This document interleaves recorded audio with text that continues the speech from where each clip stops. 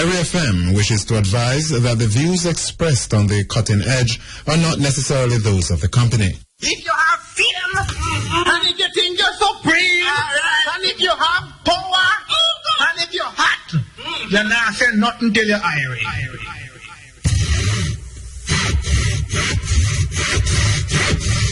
Still listening to your radio, whoa. Cutting Edge is on your stereo, yeah. Mutabaruka leads the way, so just you let the station play, yeah. Say your teachings got to hold on me, yeah. Well, this is Kimani and you're listening to, Mutabaruka. IRFM, Cutting Edge.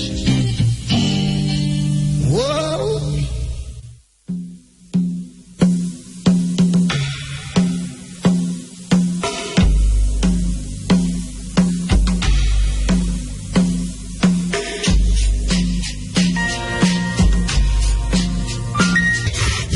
RFM, thought-provoking, always smoking. Lyrics like a bazooka. You are listening to Mutabaruka.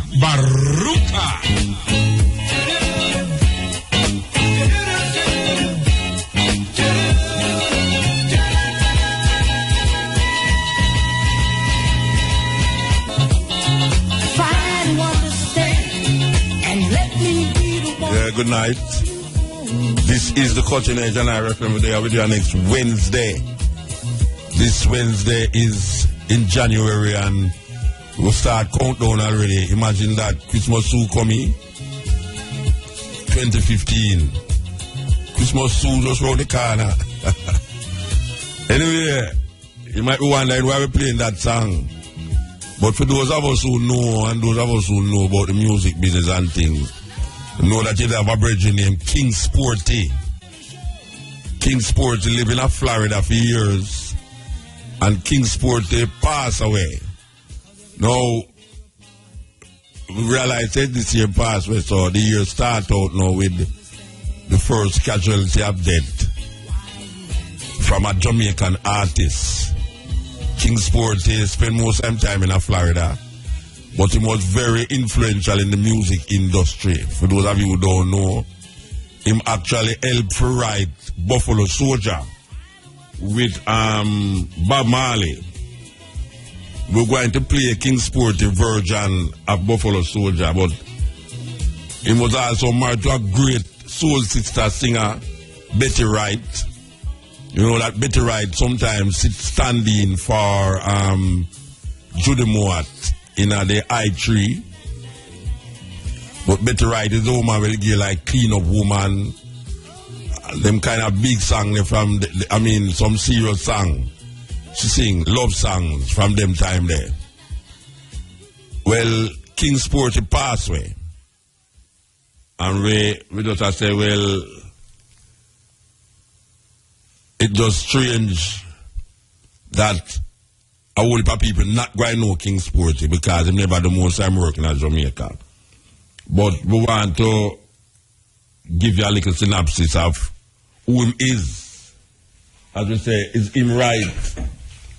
I help write Buffalo Soldier with Bob Marley. Here goes King Sporty.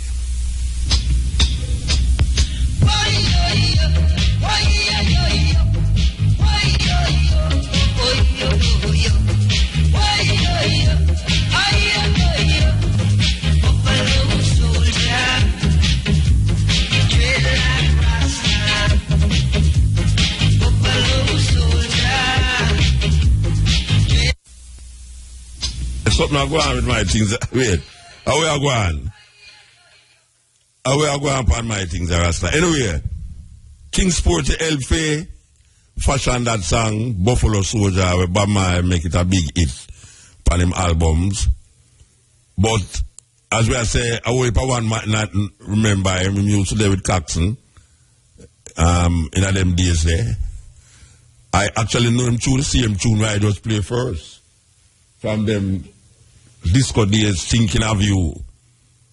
So we say, yes, King Sporty, you do your thing, you're gone. and we say blessed. You know, tonight is a very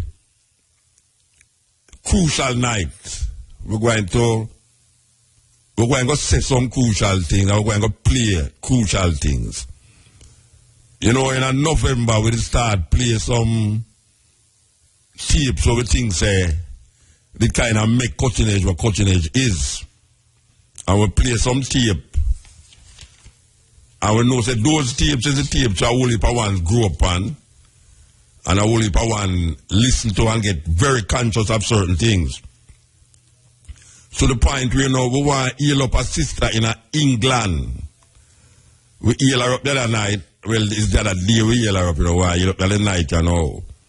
She named Ancobia.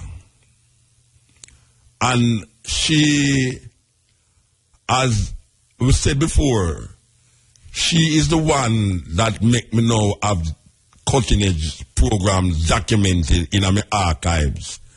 Because she take it up on her head to document it and gave me it in England. When I was in England, she gave me copies and copies of the program. I mean, really, without the interview, without the advertisement the night.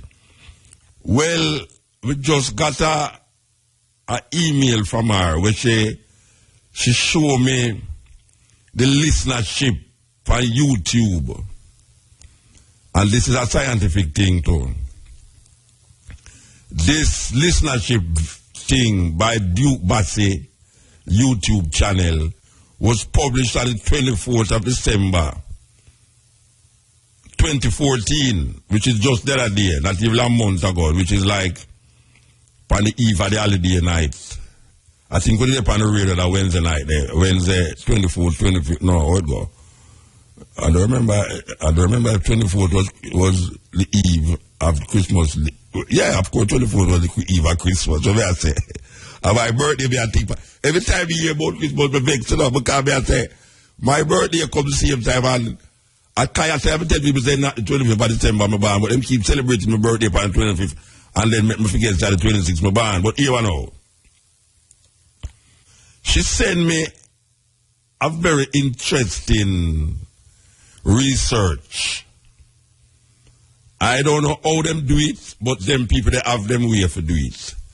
And according to what she sent me, we can't call out the 159 different countries where cutting edge in because of YouTube. But I know Irene is supposed to like hear that. Irene is supposed to love hear that, that. And she said there's more. According to our statistics here, and obviously not she do the statistics, some scientific poll, them poll and say, cutting edge on YouTube, total 159 countries. And she said she knows that there's more, but according to this poll, cutting edge is known in 159 countries all over the world. And when I look on the thing and I can't make it out, you know, I can't make out the countries them, you know. But I see all Vietnam in it. Can you imagine that? People are listening to me in Vietnam. I see Malaysia, I see Thailand, Thai 2, Thai 3, and Thai 4. I see so much places where I never go yet. But people have been listening to the cutting edge feverishly. So I yell up all the people them who know about cutting edge in these 159 countries. And as we said, this is not no peke poll. This is a poll that can be spoken about. Because this little sister here, she wouldn't send it to me if it wasn't real. And based upon what she do cutting edge over the years, me know says that sister will listen and look out for cutting edge over the years. And when she send me this, it's for show me that me need to deal with certain things. So, we want to heal up all the people them in the 159 odd countries will listen and will view cutting edge. And whosoever that brother there named Duke Bassey for YouTube channel, where I hear to them screen some of them things them and all. And this poll was compiled and published on the 24th of December 2014. And I tell her, I email her, I can't tell her, I say she must send me a proper printout of the countries them, because it blur. I can be, I say England, I say Canada, and I say Malaysia, Thailand, I say Vietnam, Switzerland, Singapore. I mean, some countries where, I mean, you'd have never believed them people there would are interested to hear a Rastaman a rant and a rave on the radio for 20 odd years. But that is how it go. That is how it go. 159 countries, people listening to the cutting edge. That is why it's very important when we say it on the ear, because it now come off of YouTube. And the more it did is the more people tune in. Even when we are talking, so now, people going to go upon it feverishly for examine the things them that we say, and the things them that we should say, and the things them that we shouldn't say. But we keep saying them, and we not stop saying it, because we have the microphone in front of us to speak, and we have to use it to awaken the conscience and the consciousness of the people. This is the cutting edge on RFM.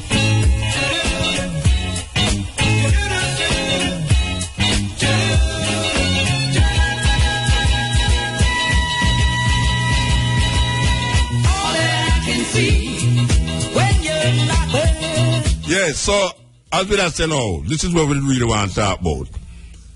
I don't know how much people know, but there is a group of brethren and sisters named the Hebrew Israelites. Black people, black Hebrew Israelites. And it's a very big organization in the earth here. And in the late 90s, some of the members used to come to Jamaica regular. We used to have them on this program. Every time them come to Jamaica, as a matter of fact, we usually have them in the studio and speak about them viewpoints about Christianity, religion, all sorts of different things. Well, them leader named Ben Ammi, I don't know how much people know, but Ben Ammi passed away about 2 weeks ago. The spiritual leader of the Hebrew Israelites. For those of you who never hear, now you hear, now you know. Ben Ammi passed away about a week before last. And why we mention Ben Ammi now is because me and Tony Rebel went to Israel. I can't remember exactly which year. I wonder if Tony listen. Somebody remember when me and Tony Rebel go to Israel. I think it was in the 98 or something about this. So anyway, by the time the program done, we find out. Somebody will hear me talk and call Tony Rebel. And make Tony Rebel tell me what year me and him did go down to Israel. But we went to a place named Dimona, Israel, where they took their organization and settled in Israel as original Hebrew Israelites. Now, Ben Ammi died week before last, and why I mention it is that I was saying, well, Ben Ammi died, and I did one of the most intense, when I say intense, I mean really intense interview. I don't think he have ever done any interview like that for so long in his own house. We was in his house with him 7 wives them and him people them, and we was really going in it seriously. Now while I was saying, I should have really play back that interview there. This today, I should have played back that interview today. I look for this interview and I can't find the interview. And I say, wait, but Ankobe, I know they set up the things them a certain way. You know, so I go back in them DVD where she did give me and tape the program and see if I can find it. Lo and behold, I found 3 DVD with about 50 cutting edge program on it. And right there was the interview when we do with Benjamin. And one where when me and Tony Rebel had come back. We did in the studio about 2 weeks. And we did an interview with me and Tony Rebel talk about the experience in Israel. And I remember to Cabo, Calway, Pana running African program the morning, while we was driving through the city, and the Israeli police them stop me. Meanwhile, the Israeli police them stop me. Whether they attack to Cabo, I say Cabo, the police them stop you know. We are no police, not soldier. The soldier them stop you know. We have to go stop talk as well. Anyway, now I am saying to myself, I can't find the tape, but I find the tape. And when I find the tape, I said to myself, you know, when I was in Israel, one of my main interests was the similarities between the 12 tribes of Israel and the Hebrew Israelites. And I remember God talking about Ethiopia is not the final destination, but it's Jerusalem.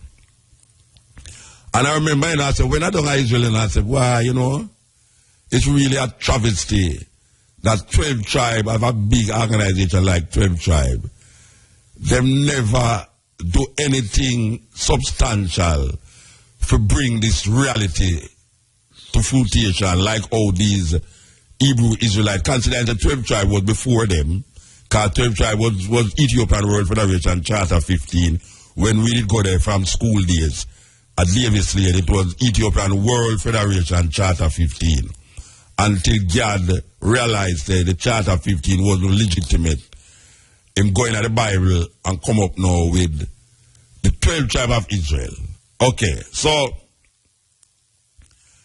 meanwhile I don't have Israel, now I look at the whole setup of the bridge in them and the system them and I say, but it got away there. 12 tribes, a big organization with 12 tribes have. And all of these members and all of these money we was pumping to 12 tribes.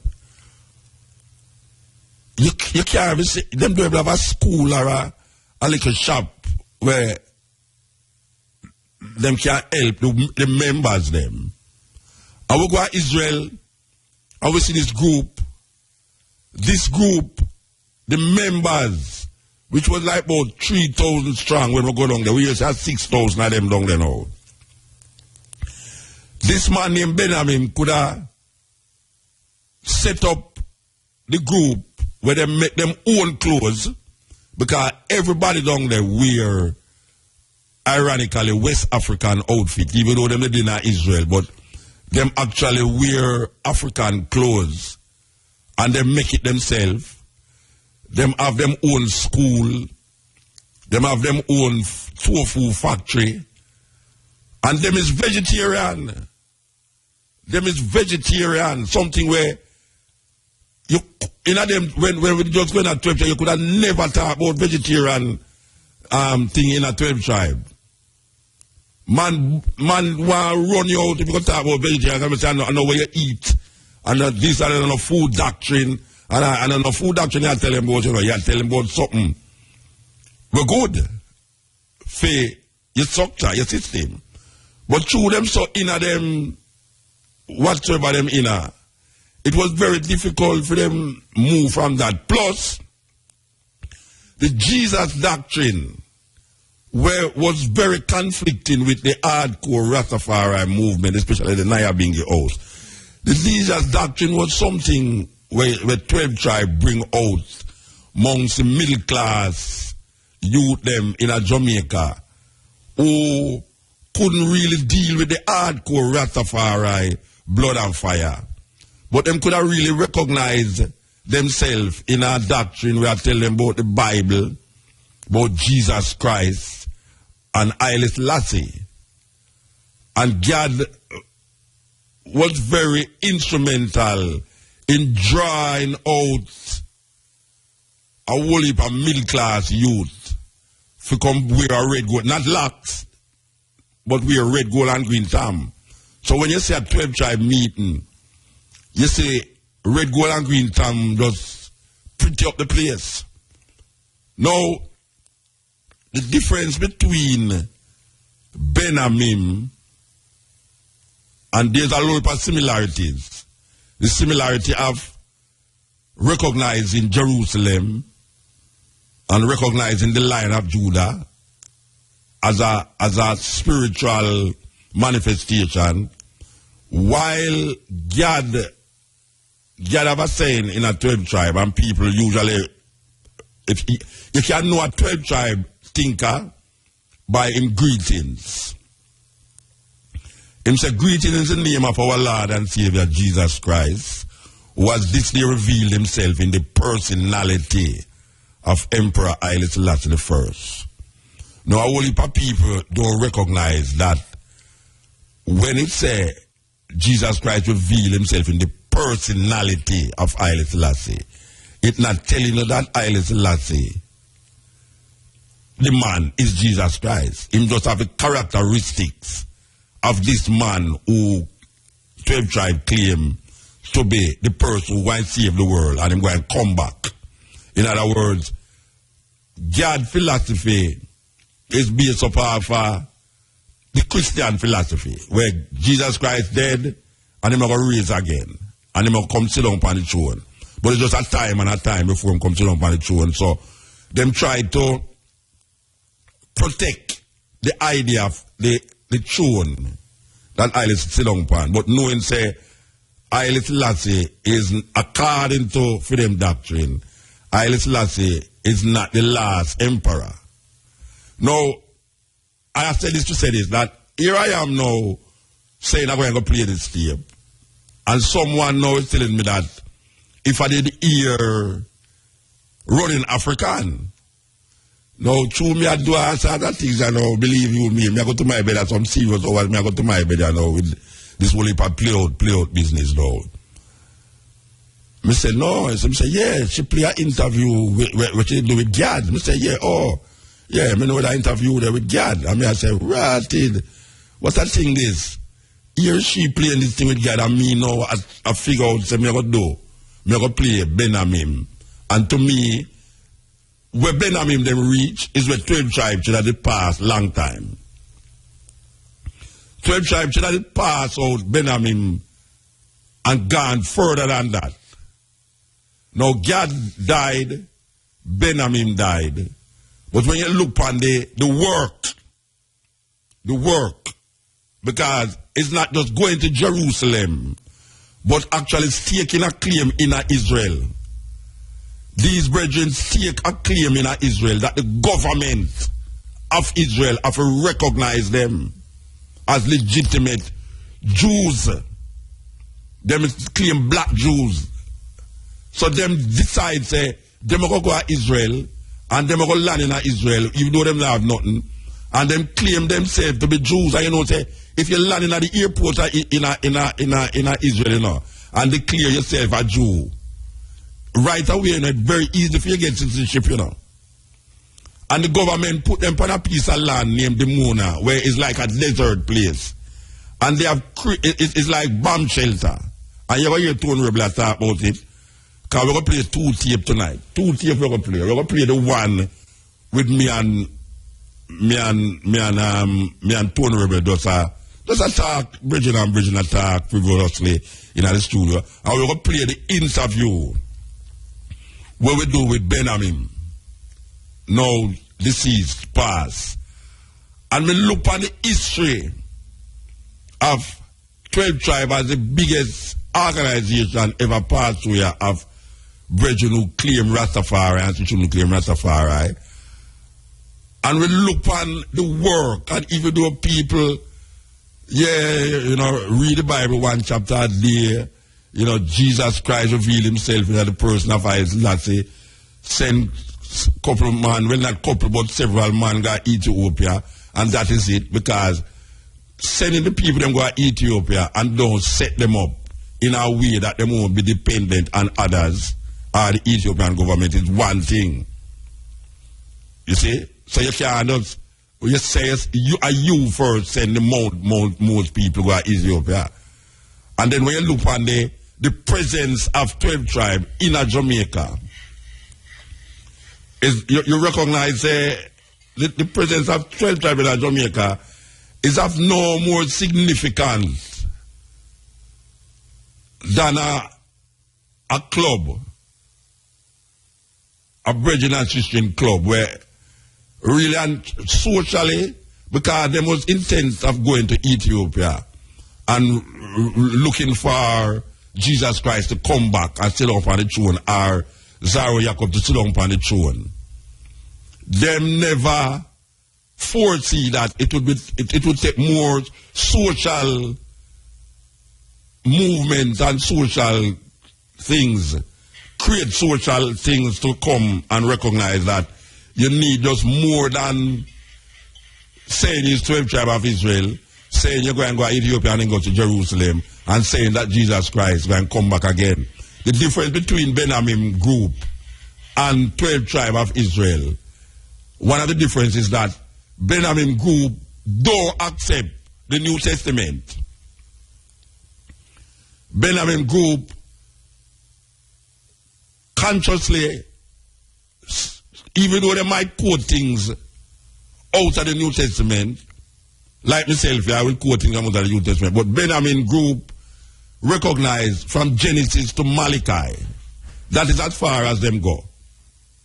Them don't recognize Matthew, Mark, Luke, and John, and all these people, because them say no Hebrew Israelite would have these names. So there must be something intrinsically wrong if you have a group of man write about Yeshua, because them don't talk about Jesus neither.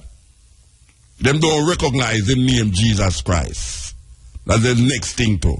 That's a total different thing from God, who continue talking about Jesus Christ and 12 tribes. And when we there 12 tribes, I will say, when we're not Jesus Christ, man is a serious thing for God to say that. Especially if you go among Naya Bingy man. You go among Naya Bingy man, you honor some serious scrutiny. But we pass that, I will recognize that this organization has done, apart from sending a couple people go to Ethiopia and leaving them there to fend for themselves, and apart from keeping, I don't want to make it sound like we are,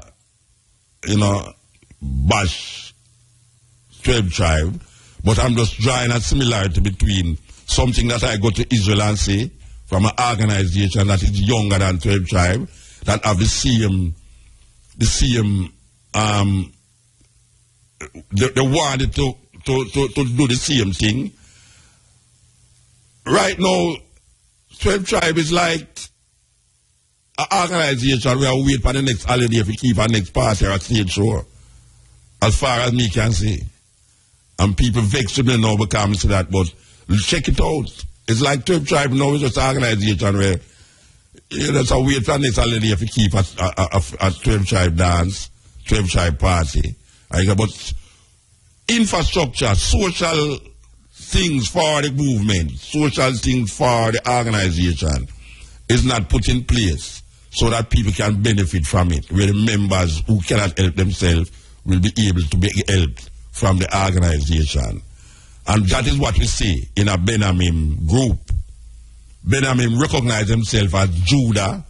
12 tribes said them is the 12 tribes based upon a God perception of different moon, from one new moon to the next. Him give you a tribe.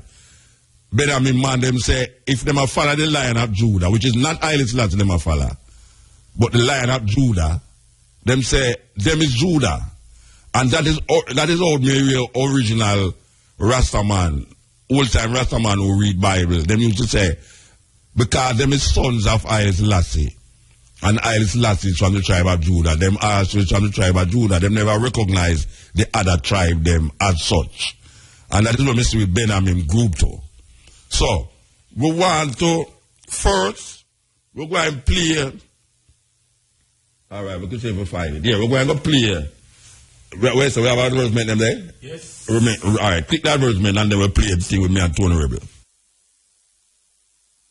This is the Cutting Edge. As we say, we want to play this little tape here first, and then we'll go into the interview.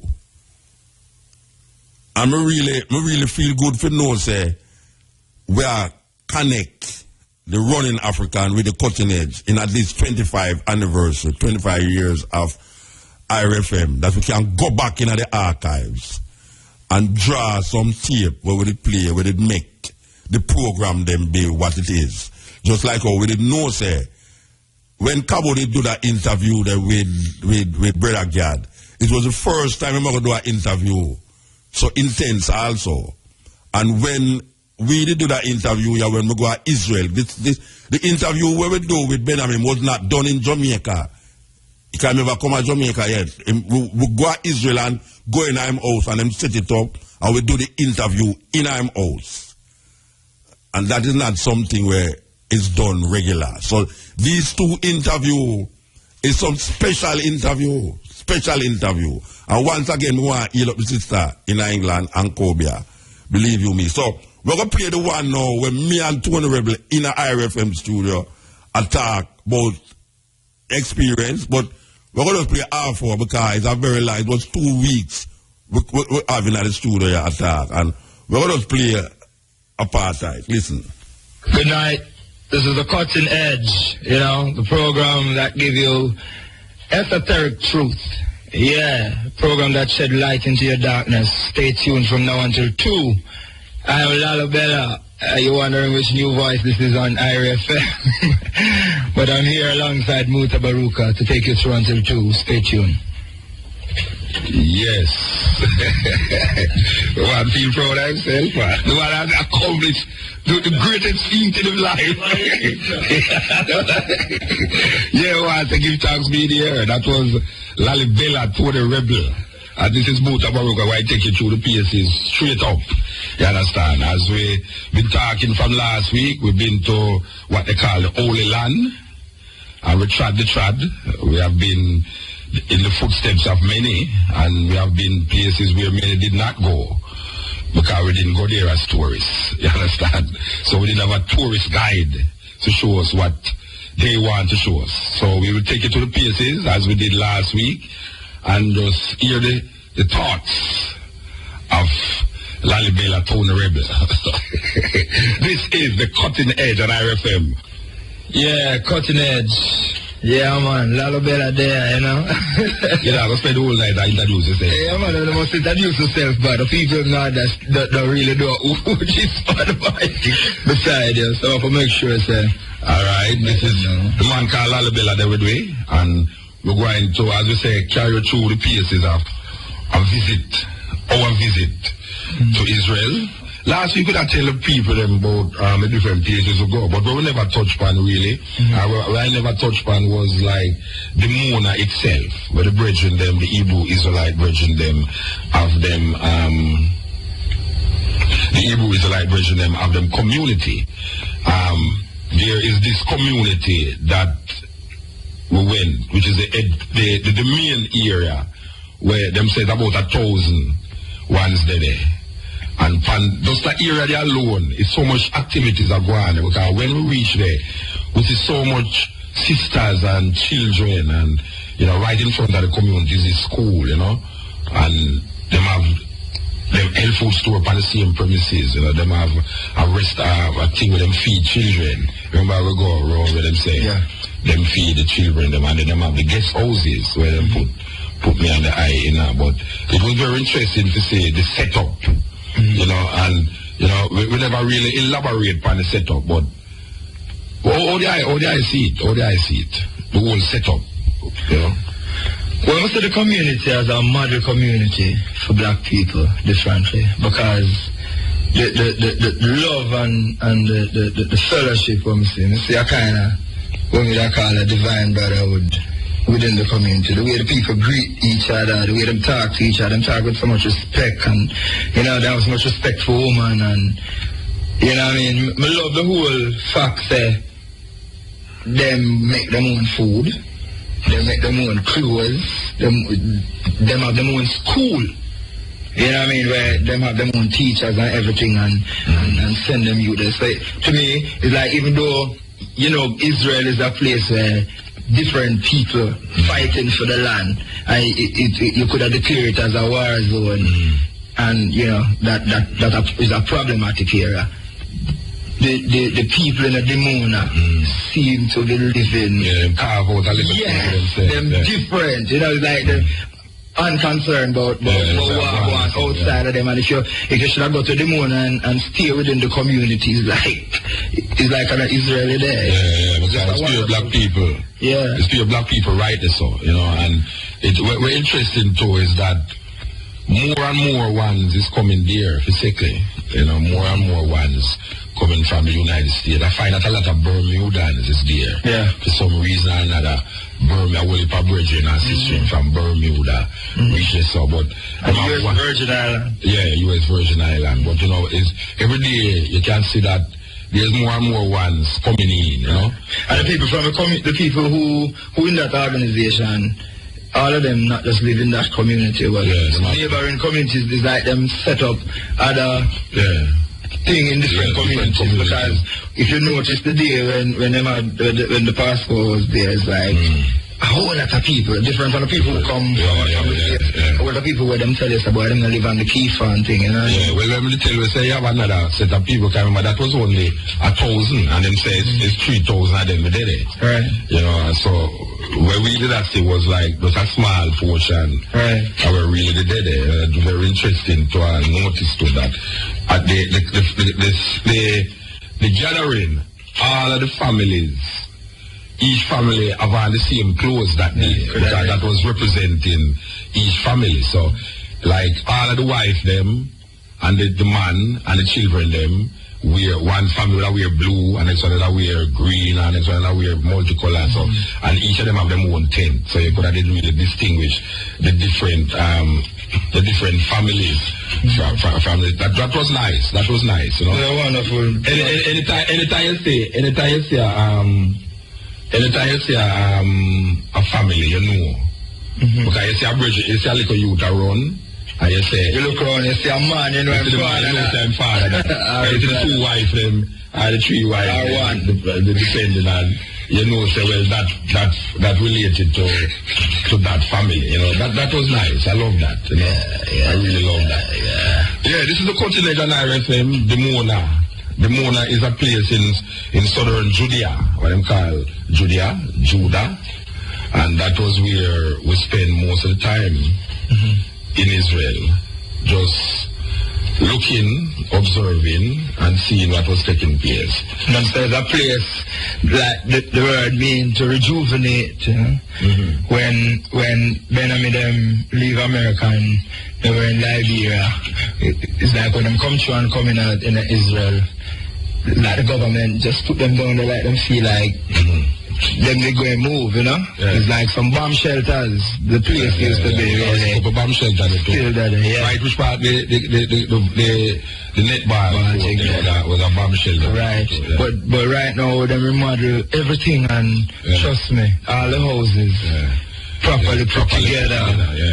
And you know what I noticed though is when you're there where the Kiefer there and you look like Eastern wise, there is something in the sky looking like you know, whatever figure they use to test weather, whatever, but the bottom said look like balloon them. The balloon them. Like it's focusing right and in the community. Judah, we hear about Judah all a while, and we know that Judah was the separation in Israel, that this tribe they separate itself from Israel, you know. And most of the brethren them and the compounds themselves as from that tribe, Judah, because they're following the ordinances of the Messiah. we tell the people them last week that we went to, I don't know if you are remind which part we go, because I don't remember the motor place we go. Remember, say, we left the moon, I was driving, the brother talk about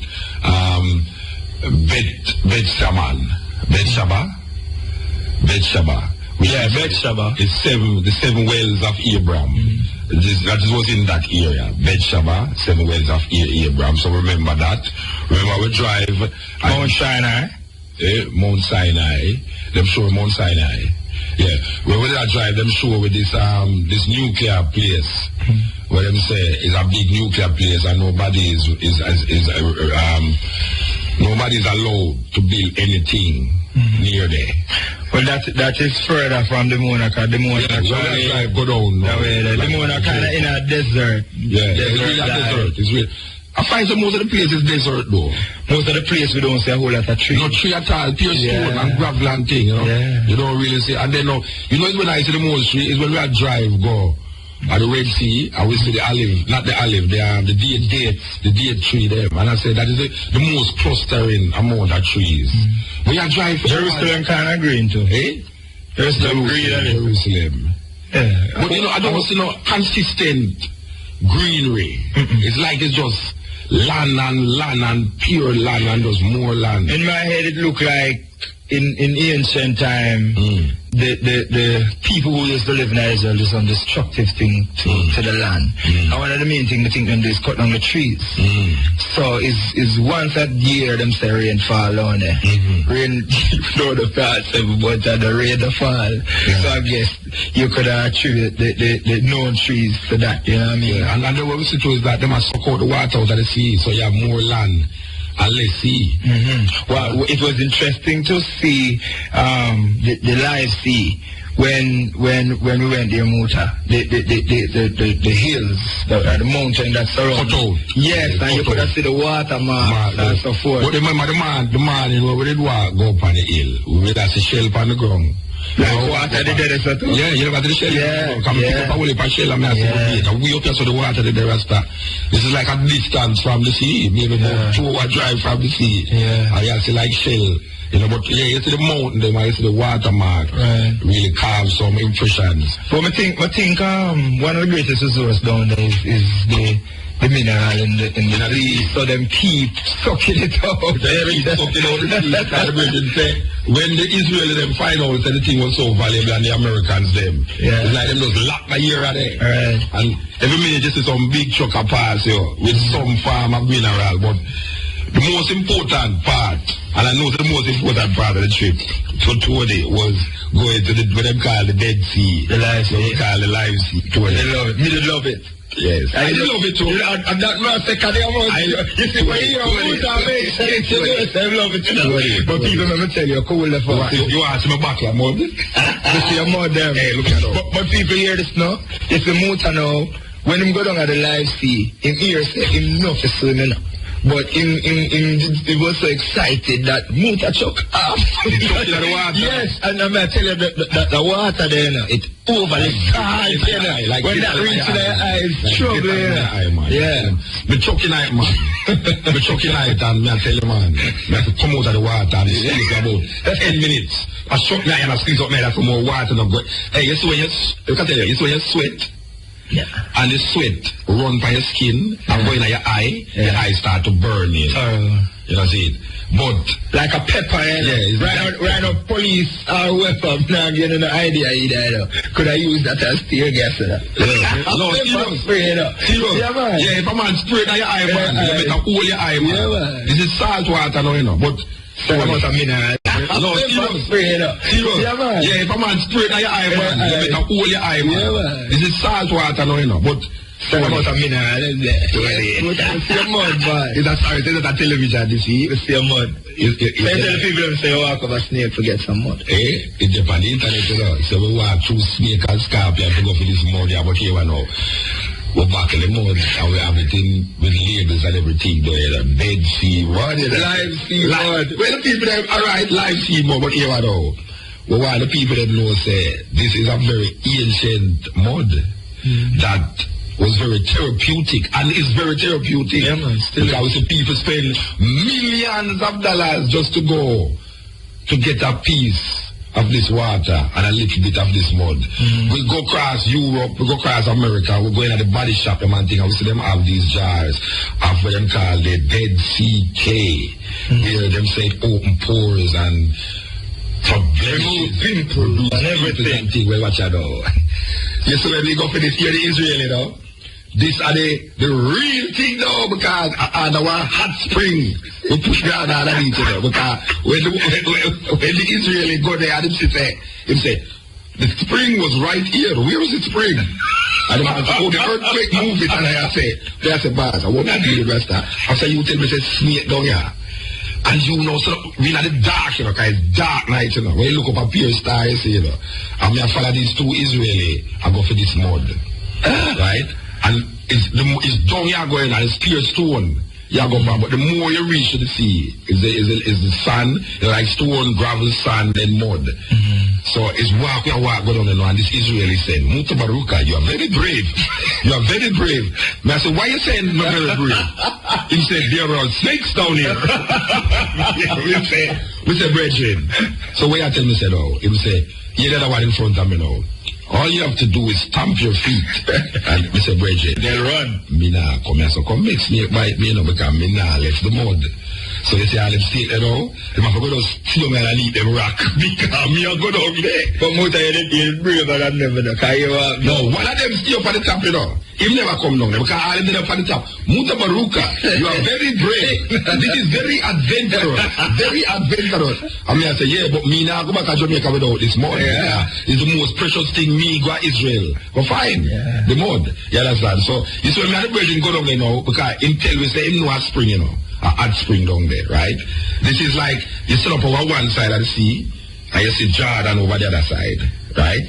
So now, we're going down in this dark place now, you know, can't see nothing in front of it. But I am following this Israeli, and this Israeli guy telling me, say, oh, the spring is here, the spring is here. Me see me walk go right, me see me walk go left.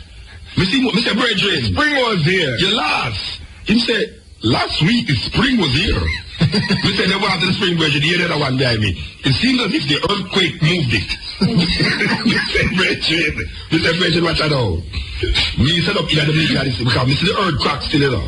But we don't see no spring. So the brethren at the dark, they are surfing this spring, and the man say, you know, last week the spring was here, a very nice hot spring. We say, watch out now, we don't put that spring because me now beard. Me want to see the mud. So the brethren know what they behind me now. Him stand up there now, when him look up, you know, we see a light. Because half the road we drive, you know. When we look up at the top now, we see a light a come. So Mr. Bridget, it's all that in the, you know, it is maybe some of our friends. Mr. Maybe, I mean maybe some of our friends. Go up there, go look at our rasta, we have to have maybe some of our friends. You see a little more now, me go down now and Mr. Bridget take up a piece as a rod. And then say, look, there is water on the end of this that I will never wish to see yet. And say, this is where the spring is. So when we go there now, and put him on underneath, we are underneath one hole in our rasta and come up, you know. Snake hole. Him say, Mutabaruka, this is the real mud, man.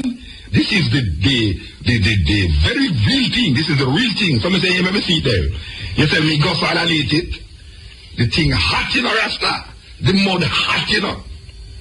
I saw go so now me say, yes, at this me come here for you know, me just draft 2 scandal bag you know. I said me done full scandal, mud up. Me just mud up. You said we are going back now, the drama don't end you know. When we are going back now, we're going to the van now and me I say, brethren, when we are going now, we see a big flood like a bloops. And just turn on power now, you know, me I say, you bad, what is now? Him say, it's the police. We are not supposed to be here. Mr. Bridget, a long time we don't hear that we're not supposed to be here, Rasta. So, but the police never come trouble with. So anyway, we drive off now. We now have come out of this place now, hear the man. And you know something, Mutabaruka, you know why I'm saying you are very adventurous. There are a lot of scorpions down here. Mr. Bridget, so it's when I come out, give thanks to tell me, say, apart from snake, I can tell you when you are going to get the mud, you know? You know, because, you know, when the person tell me must stamp my foot, me not thinking in my mind, they can't stamp my foot on the snake road. But when they start telling me about the scorpion road, we don't know about stamp foot on the scorpion road. When we go up on the road now, we see a big sign, in a Hebrew language. So I say, what the sign say?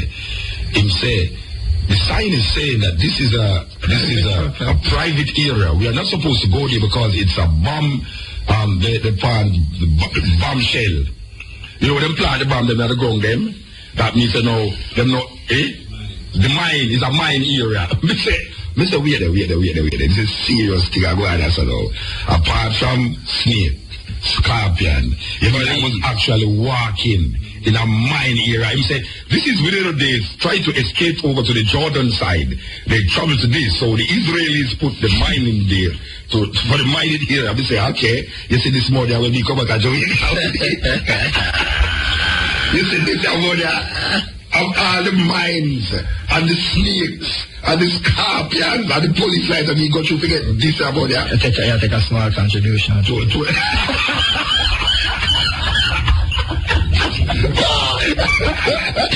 I like that. I love my contribution. I love that because you know, I go into the body shop and see them as the Dead Sea mud. And I'm about them have stores only that have pure Dead Sea mud products. And when I look at how much them sell Dead Sea mud for, I tell you how much therapeutic value it have, and I look at the internet the other day and I see how much things in the sea. Magnesium chloride, sodium chloride, this all sorts of things when I water there, and I say, okay. And I know 3 data we use it since I come here. And they have gotten results. Yeah, man, it work, cause it's work for me. Yes. But you can put on some today and, you know, like it really clear up certain yes. I know datas where use it since I come, and so we decided to go into package it. Very good. We are in both business now. Yes. White people do it, we can do it too. Yes, Cutting Edge FM 29 minutes past 2 o'clock we still there with you. Mutabaruka talking about Israel. And we want to heal up all the people them on the internet levels, you know, who's listening, knowing say, yeah, this is a reality that we really want to express to the people them after going either and thither. And we have seen so much things. I have seen so much things in my life. You know what I mean? As a youth, I grew up. I never know say I reach at them place there. The oldest city on earth. Who did it ever tell me 30 years ago, 20 years ago, so one day I'd go walk in a Mount Zion, walk in a Jerusalem, go in a the Dead Sea, walk in a Jericho, go up on the Red Sea, go have cruise.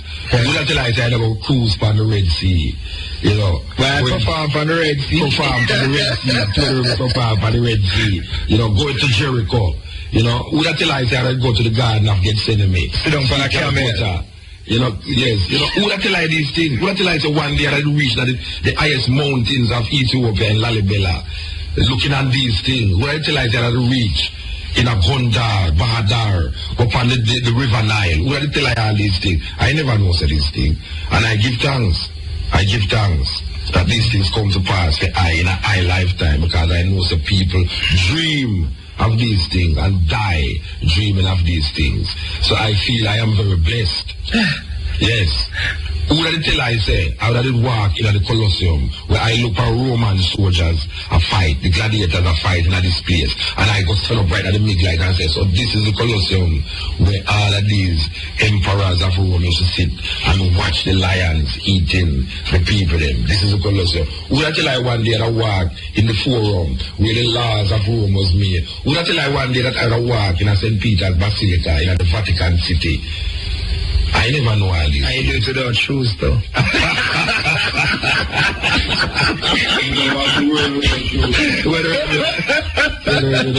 And some people know Toad Rebel love me more than everybody else in the world. Because Toad Rebel go by the 2 most important places in life. I told you see the tradit without shoes. Yeah. The highest mountains and the rockiest mountains with all the muck and scorpions and snakes. The Virgin them came up on a mountain where them some Moses used to go pray and meditate. So I go up there and the man them have some prayer with their reason, you know. Boy, I tell you, it took Muta a little while to come down. When Muta come down, Muta say, yeah, can wear shoes now. Yeah, some people, we promise to buy him the first beer. No, we are the clear say. If I want to you, I'm going to shoes out of feel away. Because it's 3 places in a life, I did not say is places where I want them places. Rome, Ethiopia, and Israel. Because Rome to I is the most fascinating place I go in Europe.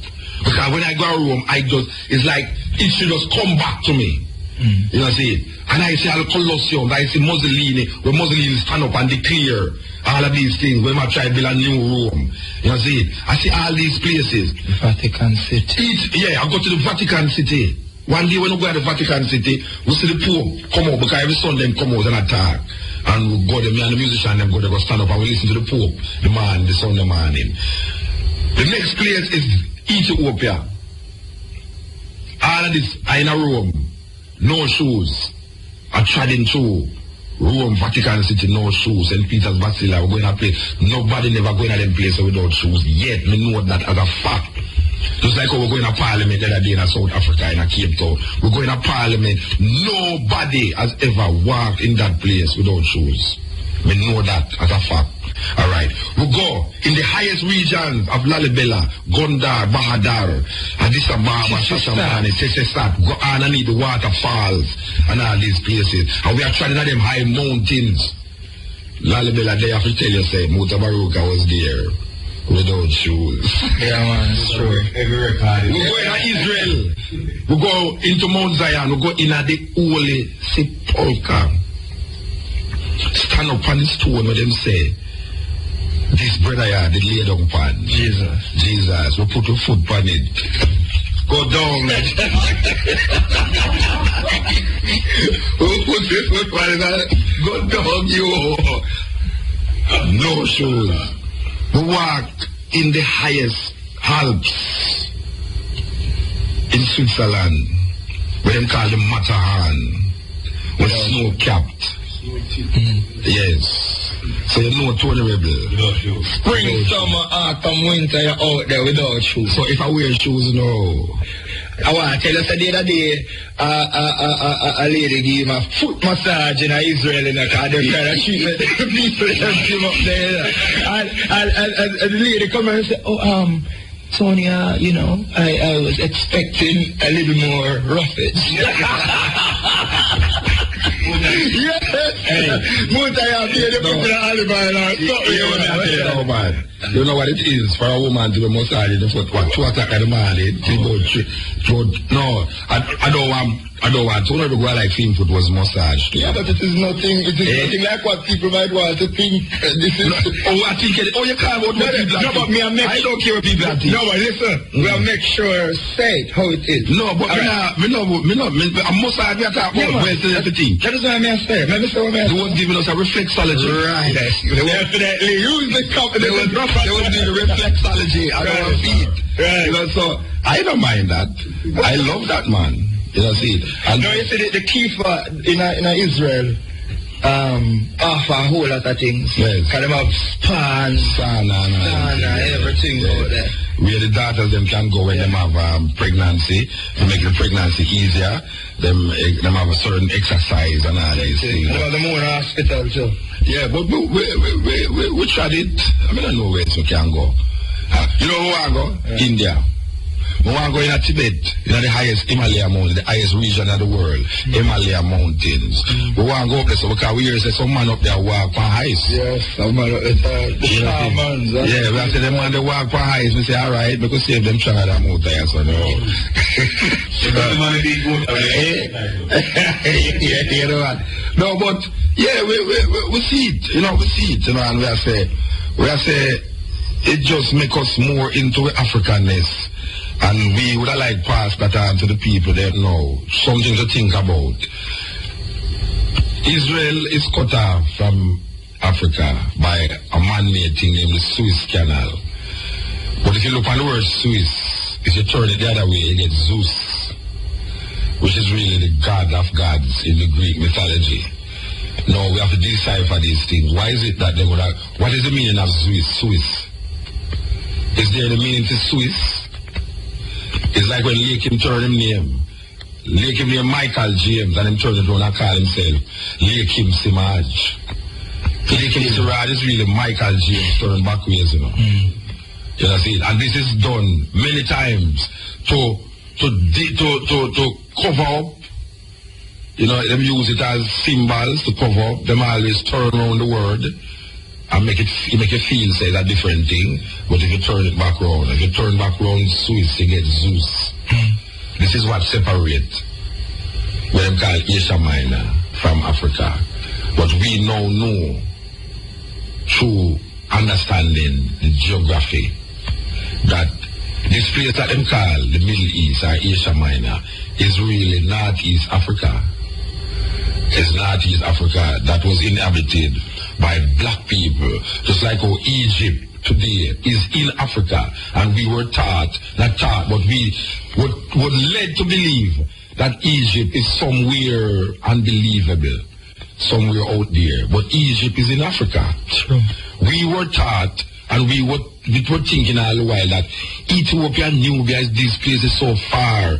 Yes, still now plane, the eagle I carry go there. And I carry back. I will give thanks to the eagle too, you know. Yeah, man. Yeah, someone said, nah, flying a plane. You know, we are say, yeah, well, we will fly in a plane. I'll come back and tell you. Are you already? You have been flying? You have been flying in plane. You know, see, because if I never fly in a plane, I can just go and sit and so and talk. But you see, through I did a travel now, I come firm up myself. Even strong. You know, see it. And I can, with authority, stand up in front of these guys and tell them, say, the whole I know are liars and thieves and murderers who are raping black people mind for 2,000 years. And we not forgive you know. We not forgive you know, Rasta. That's why Bob Marley come sing some tune. I have to rethink Bob Marley tune, you know. Bob Marley say, I feel like bombing a church because I know that the preacher is lying. You think that just say, oh, that just mere just say? Right. It's look on the situation and she say, for 500 years, the lie perpetuate. But we are now 2,000 years is the root of the lie. You know, see it? And the lie is involved in not wanting to accept our Africanness. You know, see it? We need to go forward to our African-centered perspectives. There's 53 countries in Africa. I like that. You know, I always say 52, 53 is Israel. 53 is Israel. We lose the levels. We're there. There is 53 countries in Israel, and all we need to do is look and observe the traditions of these people and know that these people have a root. The root, we are declare that the root of these people lies in East Africa. We are in East Africa, we are say between the place that is now called Ethiopia, Nubia.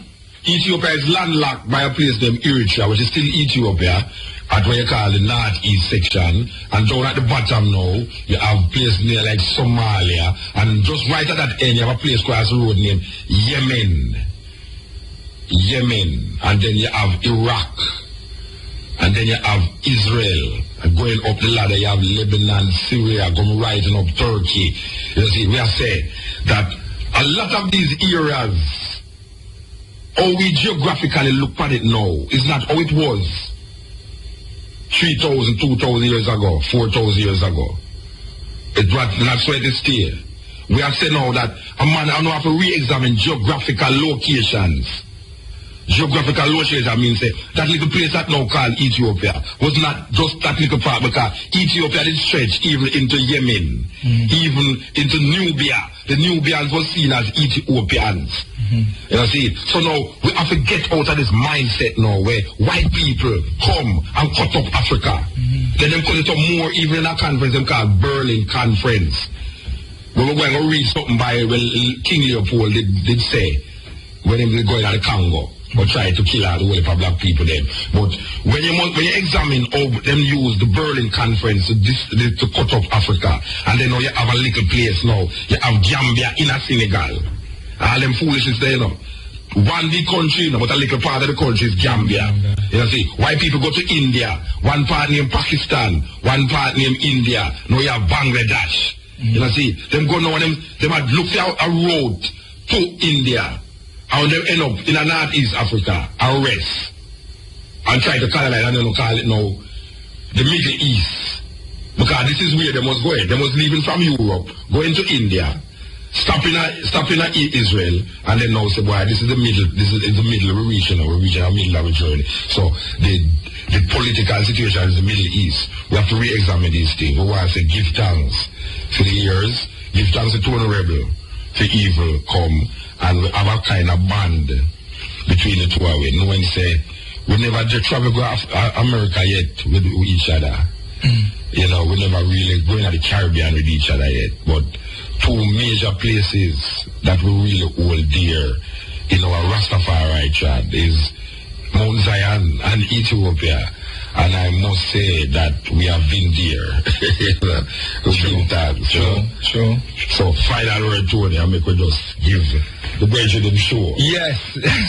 Well, I say, as Muta said a while ago, about the whole vibe, say Yemen did attach to Ethiopia. Remember, say, Queen of Sheba was a Yemenite. Yes. And she did go across there and deal with Solomon and the whole of the vibe. Yes. And it's a while. If 1865 the man them erect a Suez Canal and that separate Israel from a next African country, it goes to show that there is also Africa too, and these are the things where we have to search about and know. Right now, may I say, an African word, Abiyadama, it means return to our golden, majestic heritage. We know so the topic that we talk about tonight is a touchy one, as I said before, I reiterate the point. It's like, we know say people must let go where they are deal with. Me not really say that. Me not tell you for that. You must reassess where you are dealing with and let it go yourself. Don't make nobody tell you to let it go. Because if you worship, you say you must worship in a spirit and truth. Now if lies is all about in what you are doing, then the consequence cannot be anything positive. Yeah, I mean, I hope the whole vibe was cogent enough to make you think. Bless, give thanks. REFM, thought-provoking, always smoking, lyrics like a bazooka. You are listening to Mutabaruka. Yeah, this is the Cutting Edge on RFM. We're going back, way back. And now we're going to present the interview that we did in Israel, the Mona Israel, Hebrew Israelite spiritual leader, Ben Ammi, who passed away recently. A lot of people, well, once called me already and said, them never know. Well, now you know.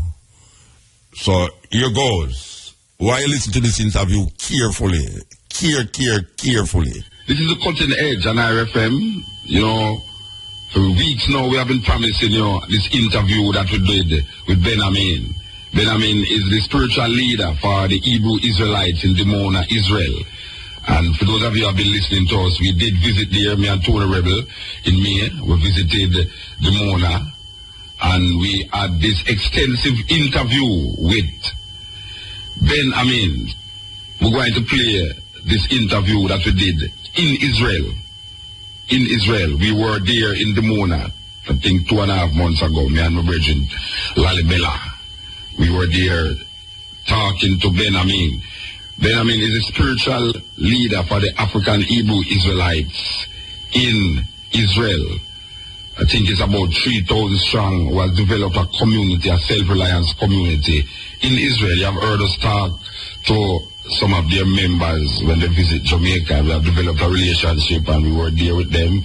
We visited what they call the Holy Land, you know, all the holy places. Yes, Mount Zion, Galilee, Jordan, Dead Sea and all these things. So you will hear Mutabaruka interviewing Ben Ammi, and I know that is enough internet. The pancake right now. You think it's joke, it's enough internet the pancake, because this man is not a man who give out enough interviews. You understand? And when Mutabaruka can sit down for 2 hours and talk to Ben Ammi and make him tell you he's the Lion of Judah, it's a serious interview. When you hear Mutabaruka get that out of him to make him declare he's the Lion of Judah, you must know say it's a serious interview. So why to just sit in and listen to what this man has to say, that a lot of people in Israel see him as a Messiah. Yes. And not Messiah as the Western world teaches us, but a Messiah as given to the Judaism or the Hebrew way of thinking. You know, we have a different perspective of Messiah here. We think that Jesus is the only Messiah, but in the Hebrew thinking, that is not so. Yeah, a Mashiach is something to understand in the Hebrew way. So you will hear all about that. We want to present, as we say, an interview done in Israel this year in May. This interview was done by myself, and we interviewed Ben Ammi, a 90s spiritual leader of the African Hebrew Israelites, right over there in Northeast Africa, the Mona. And I am here in Israel, in the Mona, with the head of the African Hebrew Israelites, Ben Ammi. As you all know, we have been interviewing some of the brethren in Jamaica since last year, and they have been coming to Jamaica. Now we find ourselves in Israel. Once I give thanks for being here and give thanks for the opportunity to interview Ben Ammi.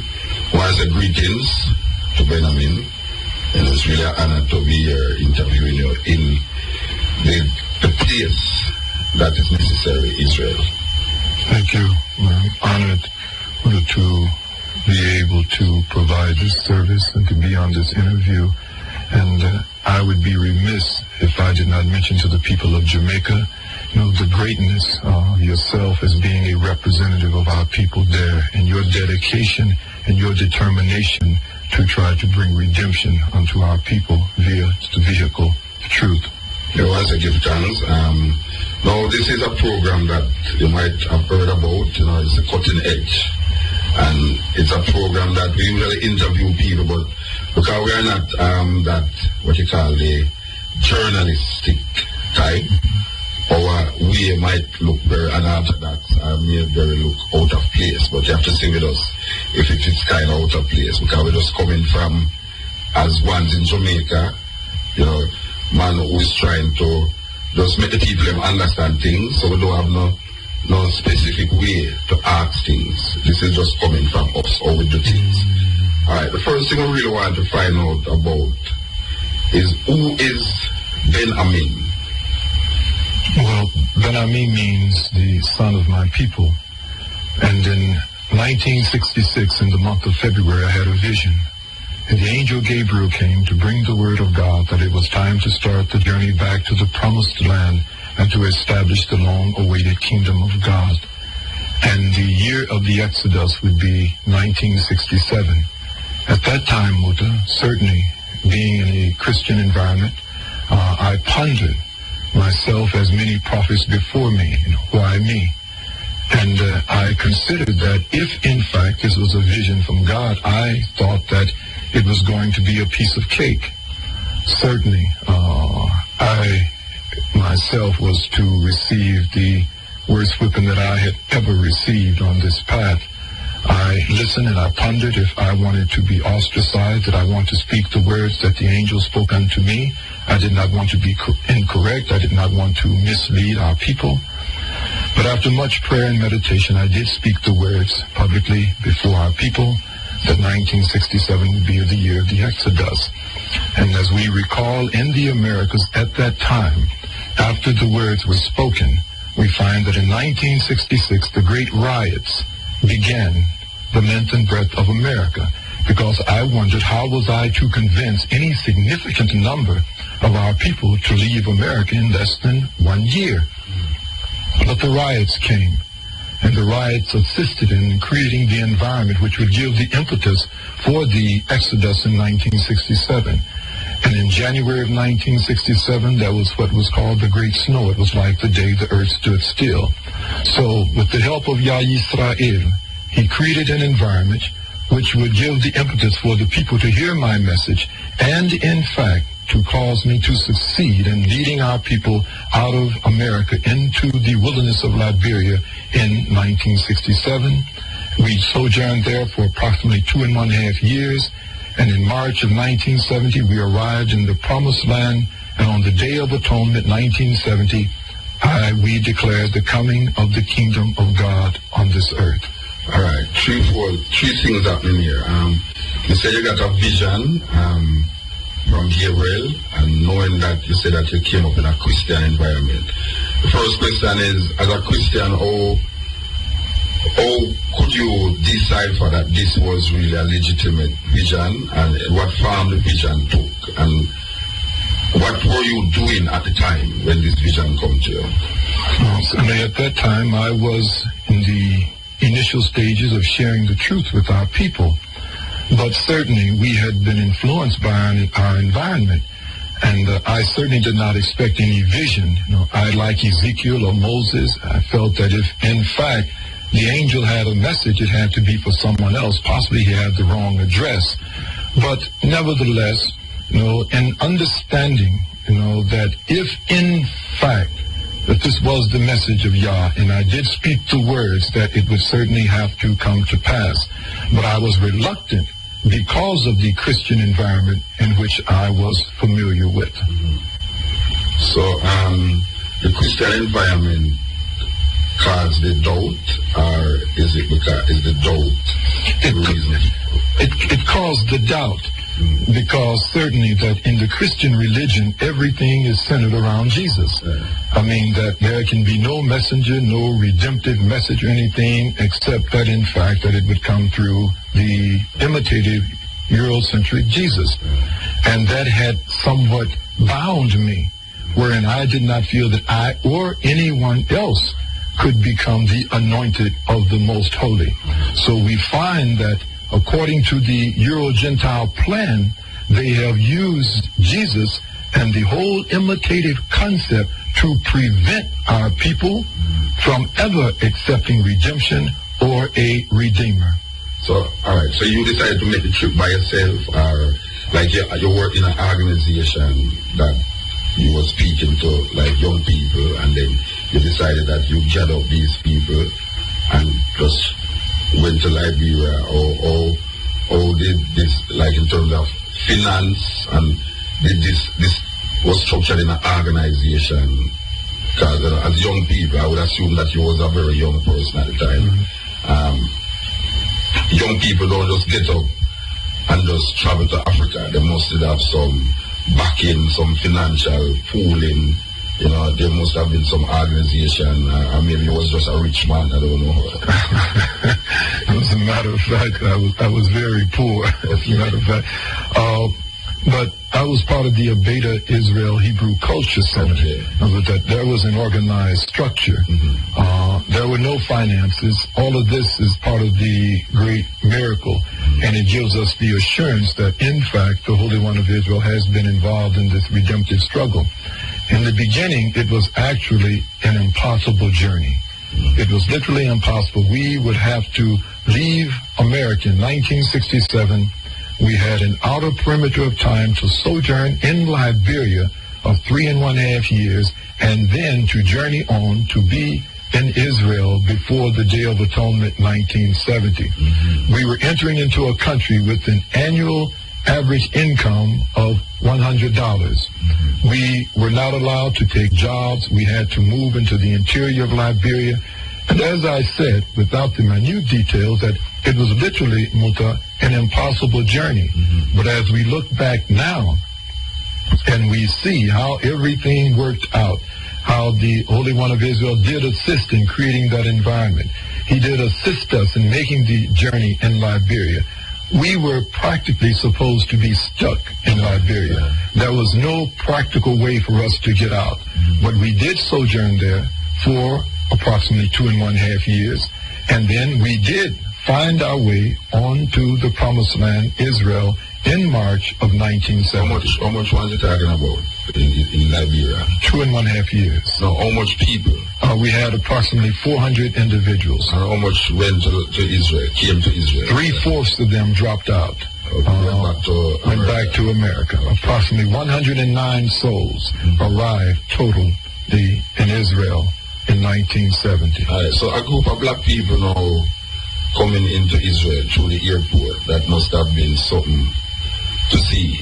Oh, I mean, because me and Tony just come through the airport and it was like, you know, the Palestinians are coming in.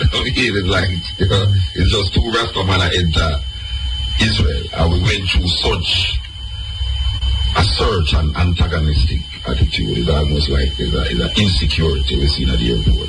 Now 100 odd people, black people, are come through the airport in Israel. Right. What is describe that. Right. In that time too, because that time must have been worse than this time. Extraordinary. Extraordinary. And to throw kerosene on the fire, we had informed them that we were not coming here to be part of the mainstream Israeli society. We were, in fact, can you imagine, Muta, coming out of the ghettos of America, coming into Israel and say, we've come here to get things straightened out. We've come here not to be part of mainstream society, but we have come to, in fact, establish the long-awaited kingdom of God. So you can understand that we did have problems. Telling the Israelis this. And telling the Israelis this, you know, that, in other words, with us, it was like, for us, it was like, unto them, it was the end of the imitative perception of Israelites. We proclaimed that we were descendants of the biblical Israelites. In fact, that we were returning home to our heritage. This was in the airport. This was in the airport and the days that followed. We were not accepted. That was not accepted. They tried to discourage us, certainly. They used the media to discourage others from following us here into the land also.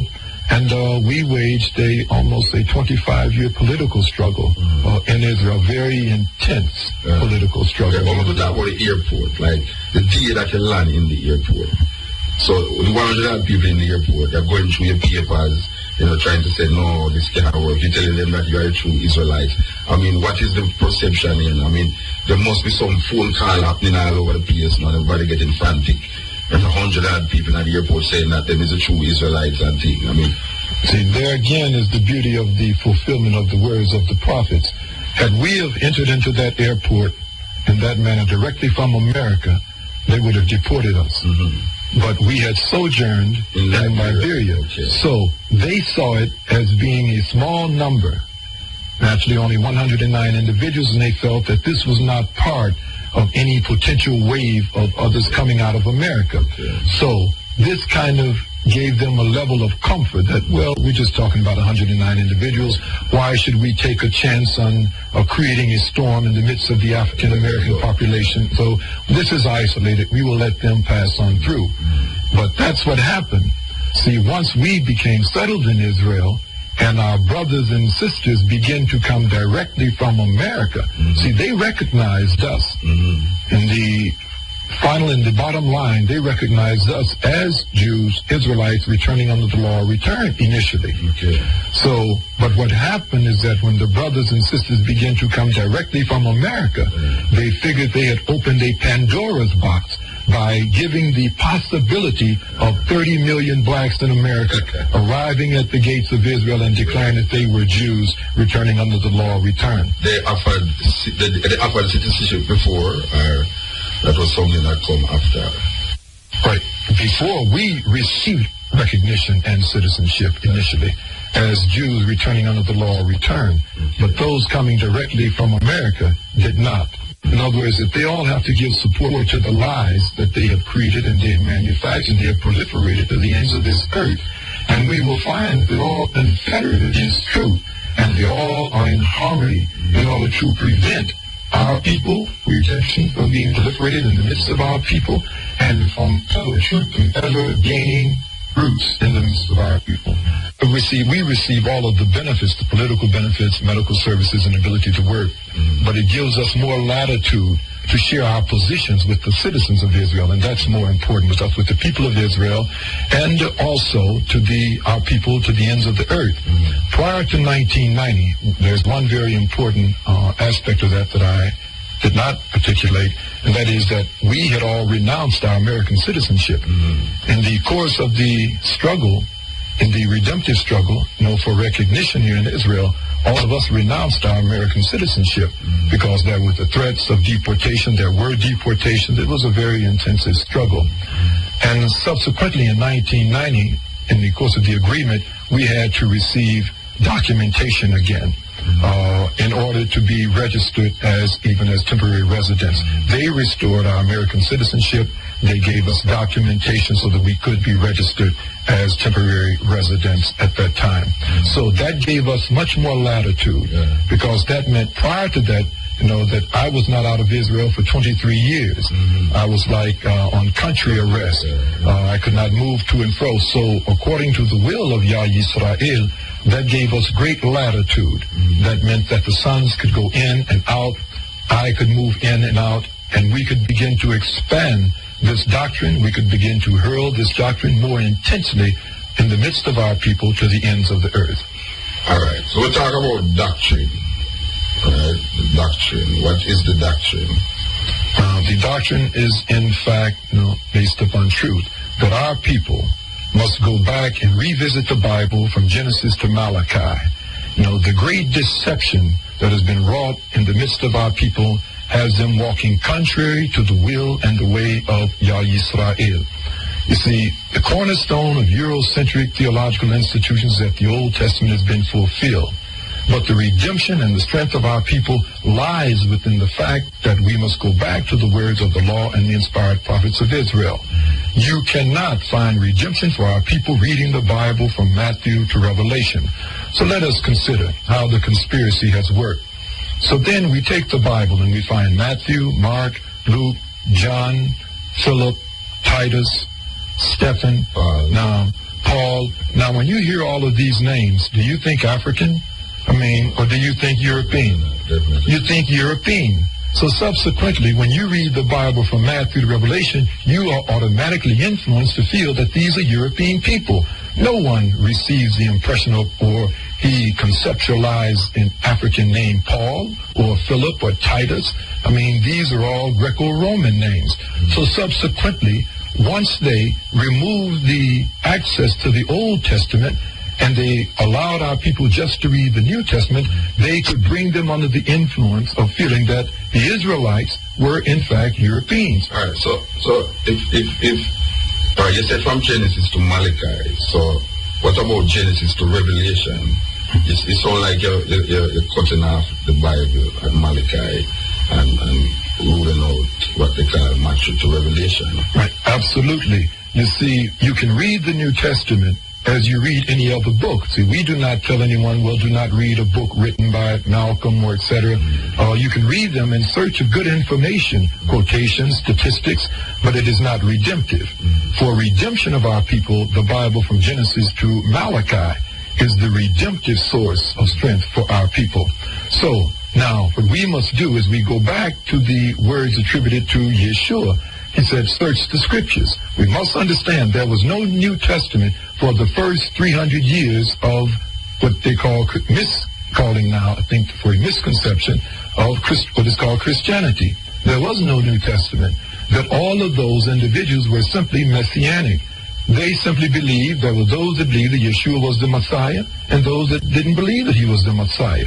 There was no Christianity in the midst of our people. There was no teaching of Christianity at that time in the midst of our people. They were all using the same Bible. They all had the same high holy days. They all were celebrating the same Sabbath day. It was only after Constantine declared Christianity to be the religion of Rome that they began to add all of the pagan customs and traditions into and to fashion what is now called Christianity. Christianity, contemporary Christianity, its origin is not the Holy Land. Its origin is in Rome. So now we go back. The words attributed to Yeshua, he said, search the scriptures. We find in the book of St. John, the 5th chapter, in the 39th verse, it says, search the scriptures, for in them you feel that you have everlasting life, for it is in them that it is written of me. Why did he make this statement? Because there were people questioning if he was not.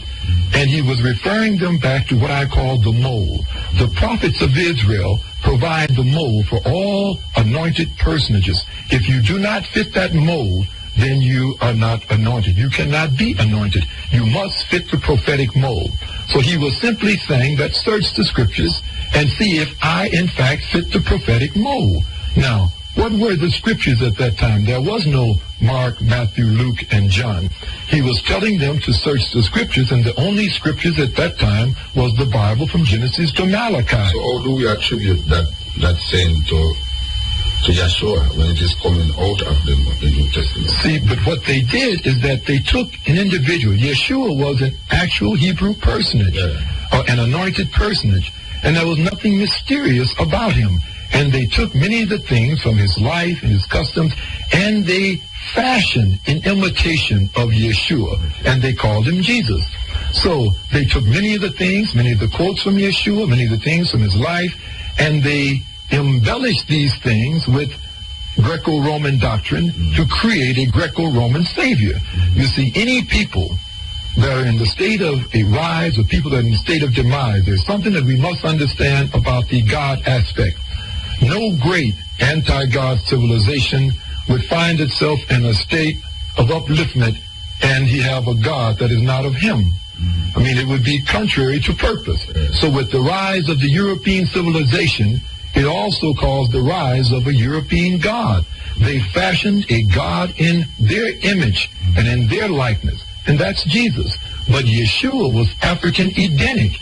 He was an African individual, and the ancient Israelites were African Edenic people. All right. I'll come back to the Yeshua versus the Jesus, especially with the book that you have, because that is a book that we have been selling in Jamaica for years. You know, this is even one of the things why I feel good to know that I could meet the author of the book, not even the Messiah, but the author of the book. It's very important. But we're going back to like Genesis, Malachi. All right, you talk about the authenticity of the book, but you relate to the macho, to Revelation as mere fabrication. A lot of it is fabrication. How do we decipher? Is there any fabrication? Is there any Greek influence, as far as you can say, in Genesis to Malachi? If you do not understand the Hebrew language, you will find some misinterpretations if you're going according to the Greco language interpretations of the Bible from Genesis to Malachi.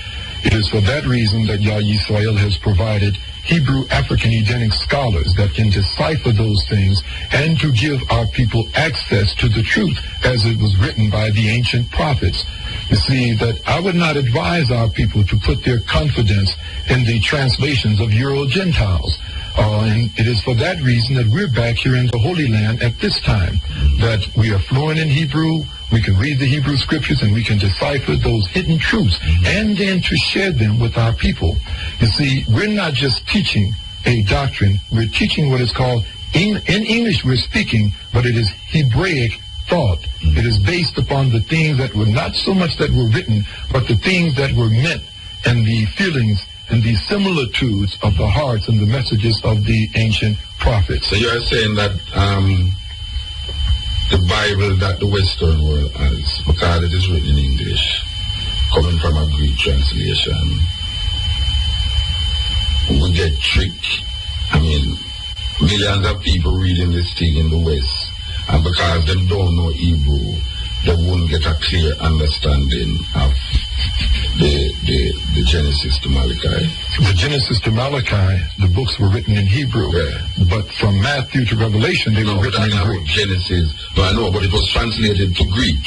It was translated into Septuagint, right, into Greek. So that's it. Not necessarily from Greek. It was translated to Greek, but also they translate the Hebrew into English. Yeah, so you're saying now that to get a clear understanding of this book, you would have to know the Hebrew tongue. So the people in the West who is reading this English translation, are you saying that they might not get a clear understanding of what they are dealing with in terms of the salvation or the message that is supposed to be in the Hebrew version? Absolutely. That is why it is written in the book of Isaiah in the 2nd chapter that in the last days that the law Torah means Toreh. It is built from the Hebrew Toreh. It is built from the Hebrew Moreh. When you hear us use the term that Moses was the great lawgiver, in Hebrew it simply means he was the great teacher. He was the great instructor. But you can't come up with that understanding, in the English language. But in the Hebrew, it's simply Moses was the great teacher. He was the great instructor. And from that, we structure Torah, which is from Torah, or you shall instruct. So definitely, that is why the kingdom of Yah had to come. That is why there had to be anointed personages. And anointed personages are simply the authority, the teaching authority of Yah Yisrael on this earth. The teaching authority had to be removed from Rome, from Canterbury, from America, and it had to be returned to African Edenic people. Our people must know, and I don't say this from the vantage point of race, I say from the vantage point of truth, that the Redeemer for our people, that he would have to be of African Edenic stock, that the redemption of our people will not come out of Rome, it will not come out of Canterbury, and it will not come out of America. It is for that reason that the Holy One of Israel has guided us back here and given us these skills and talents so that we can read the scriptures and to be certain that in this day and time our people are being exposed to truth. Because as Yeshua said that you must know the truth and the truth will set you free. All right. I'm hearing people listening to this now and they're saying, is this man trying to say that my grandmother, who was reading this thing on her veranda before I born, and her grandmother reading this thing before I born, because she never know Hebrew language, she's now dead, and her grandmother dead, and they die with this lie in them, and still there's no redemption of their soul within the kingdom, not because of their problem, but because of a mistranslation that took place in the Bible. That is what the question would be. It's not so much just a mistranslation, and it was a misconception. It was purposefully deception that was being proliferated in the midst of our people. We find in the last year, and certainly I know it has reached the press in Jamaica, that the Pope of Rome has said that there is no literal heaven and hell. So now, where is grandmother, and grandfather? So now all of those, and first of all, I would ask them to deal with him. Go and challenge the Pope of Rome, because he is the one that promised. We never promised anyone that they were going to another heaven or another hell. That is very deceptive. But the Pope, the Catholics, the Christians, the religionists have promised that you die and you go to heaven. You see, and again, that is deception. So we must go back now. And why have they continued to proliferate such a lie? Simply because from the beginning, Muta, that when Adam was created, he was placed on this earth in paradise. That's the only paradise that we were ever introduced to by God. We know of no other paradise. Subsequently, we see that hell is being proliferated all over this planet. The great struggle between the sons and daughters of light and the sons and daughters of darkness must take place on this earth. But our people now have been taught to leave things as they are on this earth and you journey on to a paradise somewhere beyond the clouds. But that's a cop-out. That Yah does not need our people up in heaven. Everything is in order in heaven. The hell is being raised here on this earth. We must challenge the forces of evil on this earth and to return this earth back to its former state of being a paradise. So all of those things were lies. So we go back now and consider that we now are hurling the truth in the midst of our people. Where is heaven? Heaven is a high, elevated state of mind. And where is hell? It is an existence beneath the underworld, the lower world, in a state of existence without God. So now this is what we've always said, but the religionists have said that that wasn't true. But now they're saying that, in fact, that is heaven and hell. It is true. So if there's any blame for where grandmother is or grandfather is, I would like them to blame the Pope of Rome and now to come unto us. It would seem that you would think that there would be a great falling away after such lies. I mean, of such a magnitude. Why would our people continue to follow such a religion. Individuals that they've been lying now for 2,000 years. But there hasn't been any falling away, because that's religion. Once you become religious, you simply adhere to those traditions. Religion is not redemptive. All right. I have been in Jamaica, and we have been, there's a thing in Jamaica amongst the young races where the statement, born Jesus. I don't know if you're familiar with that statement. A thing in Jamaica amongst the young races where the statement, born Jesus. I don't know if you're familiar with that statement. In Jamaica, there is this born Jesus, meaning burn Jesus. There's a lot of youths out there who feel that Jesus, them find the worst things to say about Jesus. We get to understand through study that Michelangelo gave us a painting, and we adapt this painting, and now we have this imagery of Jesus. Now, we hear now the version them that was in Jamaica from this Israel here. They came and they gave a seminar talking anti-Jesus Christ, it's like against Jesus Christ. They said Jesus Christ is fabrication. We have been saying that for years on the radio. I have gotten a copy of your book saying about the Hebrew Messiah and the Christian Christ. We want to talk about that, because this seems to be a subject that, until you start to touch on that, people tend to get very emotional. I have gone through a lot of fire for just on the radio. I said, as a matter of fact, I come out bluntly. There's a brother in Jamaica, a theologian.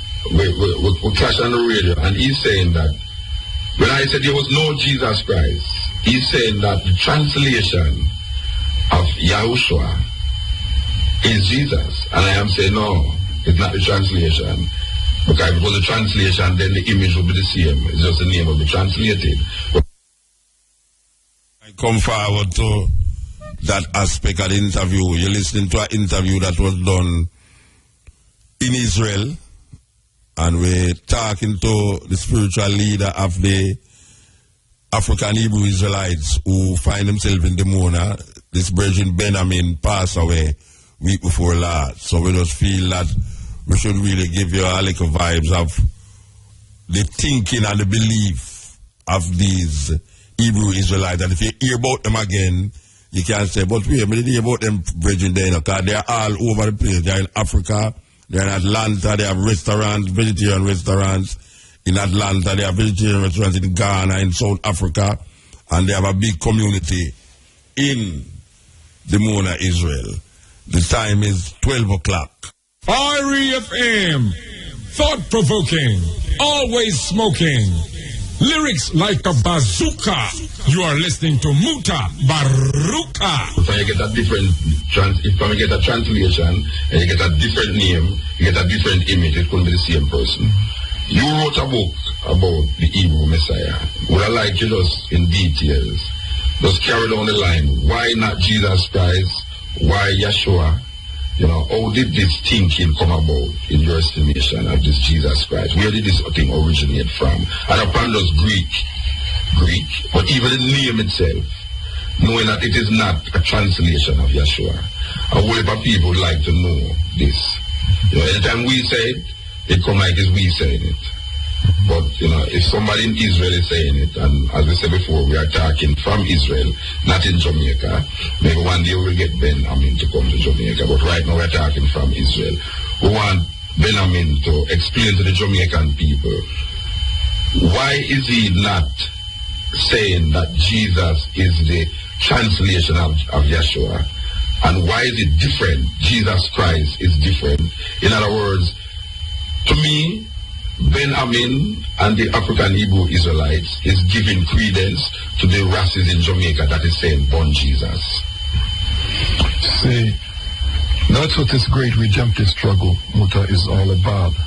It's not an easy position. Truth now, after 2,000 years of lies, it's not an easy position, simply because we're sensitive to the feelings of our people. We do not want to offend them. But if there was another way, we would have chosen that way. But we must tell them the truth. First of all, Christos is Greek. This isn't my determination. They can simply go to their dictionaries. Christos is Greek. And Jesus is Latin. Now, so that means that Jesus Christ is a Greco-Roman name. Historically, could you imagine the Holy One of Israel referring to, if you know the history of the Greeks and the Romans in the Middle East and Israel, our people, they were the most oppressive, the most destructive regimes to have ever come into the Middle East. They killed our people by the hundreds of thousands. Now, can you imagine me calling my Savior and speaking to him in Greek? I mean, it would defy logic. And in Latin, and then to go along with that, the largest bodies of Christianity today, the Roman Catholic Church with 1 billion followers in Christianity, and the Greek Orthodox Church with approximately 400 million. So we're talking about over half of the Earth's, almost 2/3 of the Earth's Christian population are part of those two bodies. So now, you consider a Hebrew Messiah, his chief representatives today are Greeks and Romans. It would defy logic. Certainly it would defy logic.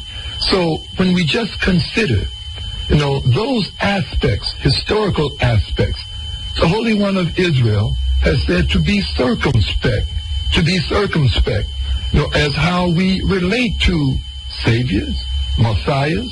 So we go back now, historically, why did the Greeks and Romans have to defile, the position of Yeshua? Because they were trying to fashion something that would be accepted in their societies. And it is for that reason that our people do not celebrate Passover, but they celebrate Christmas today. Christian is a pagan holiday. We find it written in Jeremiah, the 10th chapter. They've always celebrated Christmas. But they had to cut our people off from access. In order to do this, they had to paint a picture of a European Savior. Now, all over the world today, we find that God knows everything. God provides everything. No one can defeat God. God teaches you everything. And you look up and see that image. What are they saying? They're not about to say that Mutabaruka, in representing God, teaches everything, knows everything. No one can defeat him. So we see an image of the undefeatable European. This is why the image of Christ is there. That picture is doing much more. It's much more than a picture. It's creating a character within our people, a character to what? To fear. To fear, to ever challenge. Because if you challenge the European, you're challenging God. And God provides. So, everything. God is the source of everything. So, the conspiracy is much deeper than just a picture of the European. There's the ramifications go far, far beyond just that image. So today, for example, when you mentioned that about burn Jesus, individuals get nervous when you say that. I mean that they get nervous, and then you hear individuals say that race doesn't matter. Why are you trying to make the Israelites black, But race has always mattered. Color has always mattered. That's why we had the white European Jesus Christ, because it mattered. If it mattered, what was the purpose? Okay, then let us now proliferate. Why didn't they proliferate the truth? An African Edenic Hebrew Messiah. But they've had an objective to create, to instill, to implant in the minds of our people that the Europeans are in fact, not just Jesus, the Europeans are in fact the representatives of God on this earth. And what people will say to you that even though they change the name and the image, but the message of the New Testament remains the same. It is expounding to the people.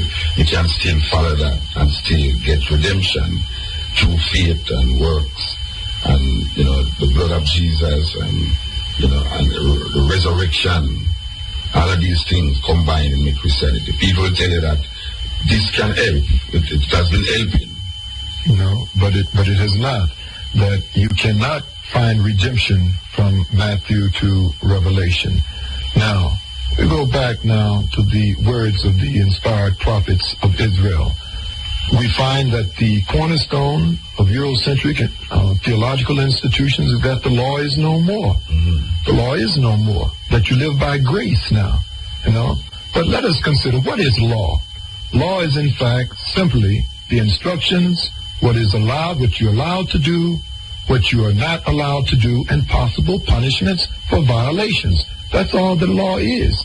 It is to define for you the things that you can do, you can't do, and possible punishments for violations. In Britain, they have law. Britain is governed by law. That means the British, when you go there, Muta, they tell you what you can do, what you can't do, and possible punishments for violations.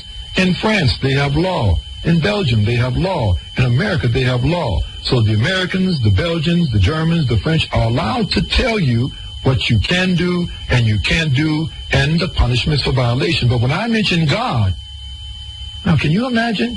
The law is no more. What do you mean? God is no longer allowed, That's a true fear. right, to tell you what you can do, what you can't do, and possible punishments for violation. Law is God. So, in fact, that you must understand that grace, that you must go back. It's faith and works. No prophet of the Most Holy has ever told the people that your works no longer consider. Well, let us consider then, if works are no longer important, in what aspect of life is deeds not important? But in all of this world, to get a promotion on your job, it requires works. To move up the corridor of promotions in the political arena, it requires works.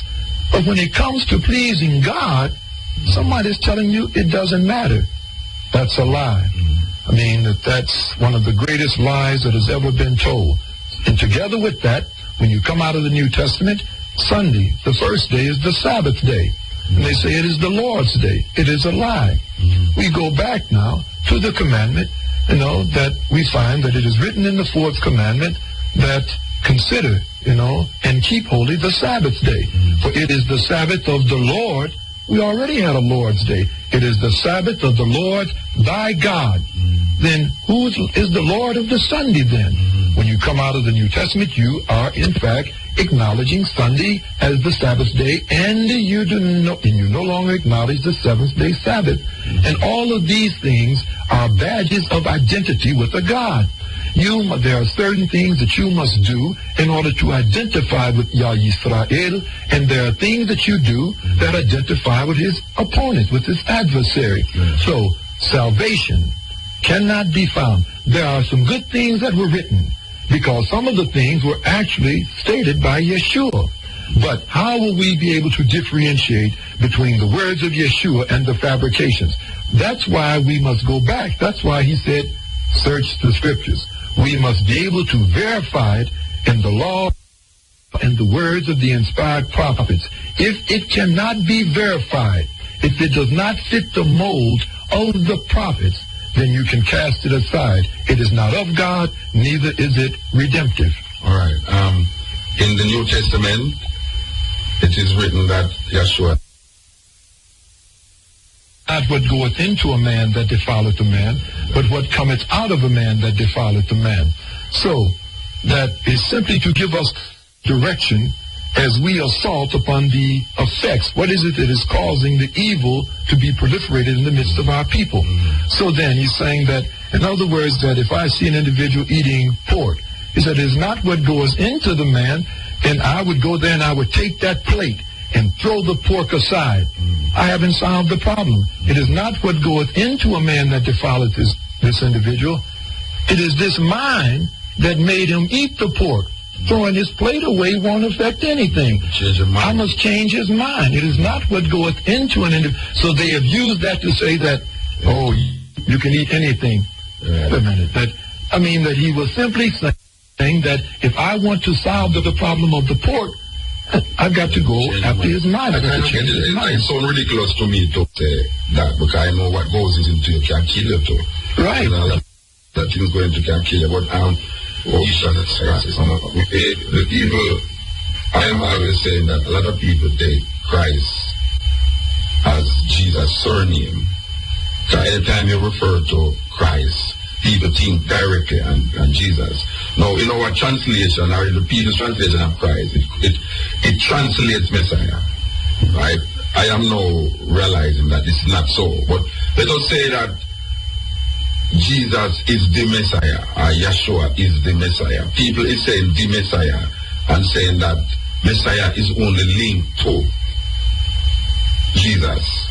So you can't have any more Messiah. There's only one Messiah, and is the Lord and Savior Jesus Christ that is going to redeem you. We read in the so-called Old Testament that anointed is not necessarily one individual, but more than one can be anointed. So David was anointed, would make him a Messiah. You know, and going down the line, Messiahs seem to be something frightening. So when you start talking about Messiahs, people get scared of that word because it is always identifiable with this one man named Jesus. You deal with that because you're the Hebrew Messiah. So obviously you are relating now to Yeshua. But then now that would give credence to Yeshua being the Messiah. Are you saying that Yeshua is the Messiah? Or Yeshua is one of the Messiahs in Israel? Yeshua was simply an anointed personage. And an anointed personage is simply one that is brought directly under the command of Yah. There's nothing mysterious about it. In the days of our fathers, the kings were messiahs. The priests were messiahs. The prophets were messiahs. It wasn't mysterious. It was simply because these individuals represented Yah Yisrael on this earth. It is only after the proliferation of Christianity that it took on all of these mysterious connotations. And it became this one individual. And really, most of the people don't really know what they're expecting. I mean, they keep saying Jesus Christ, and they're waiting for Jesus. What are they saying? I mean, they know not what they worship or what it is that they're waiting for.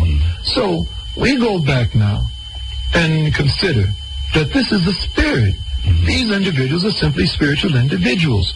We will find that the ancient prophets, it is written in the scriptures that the ancient prophets were before the world was. We find that in the book, the first chapter of Jeremiah, we find that it is written, it says that the Creator said that he knew Jeremiah before he was in the womb. So what is this? Jeremiah is a spirit. Where was Jeremiah? He was simply a spirit. Well, Yeshua did say before Abraham was I am. So, and just like the rest of the prophets, these are spirits, that ancient spirits that were there all the time and that have come down. Where was Adam before he was placed on the earth? Adam had to be a spirit. It wasn't anything that just came to mind of the Creator. Adam, before he was created and made and placed on the earth. So let us consider Adam then, when we're talking about Jesus and the great lies that are being proliferated around the individual like that have been fabricated. So now, when Adam was created and placed upon this earth, he was the incarnation of who on this earth?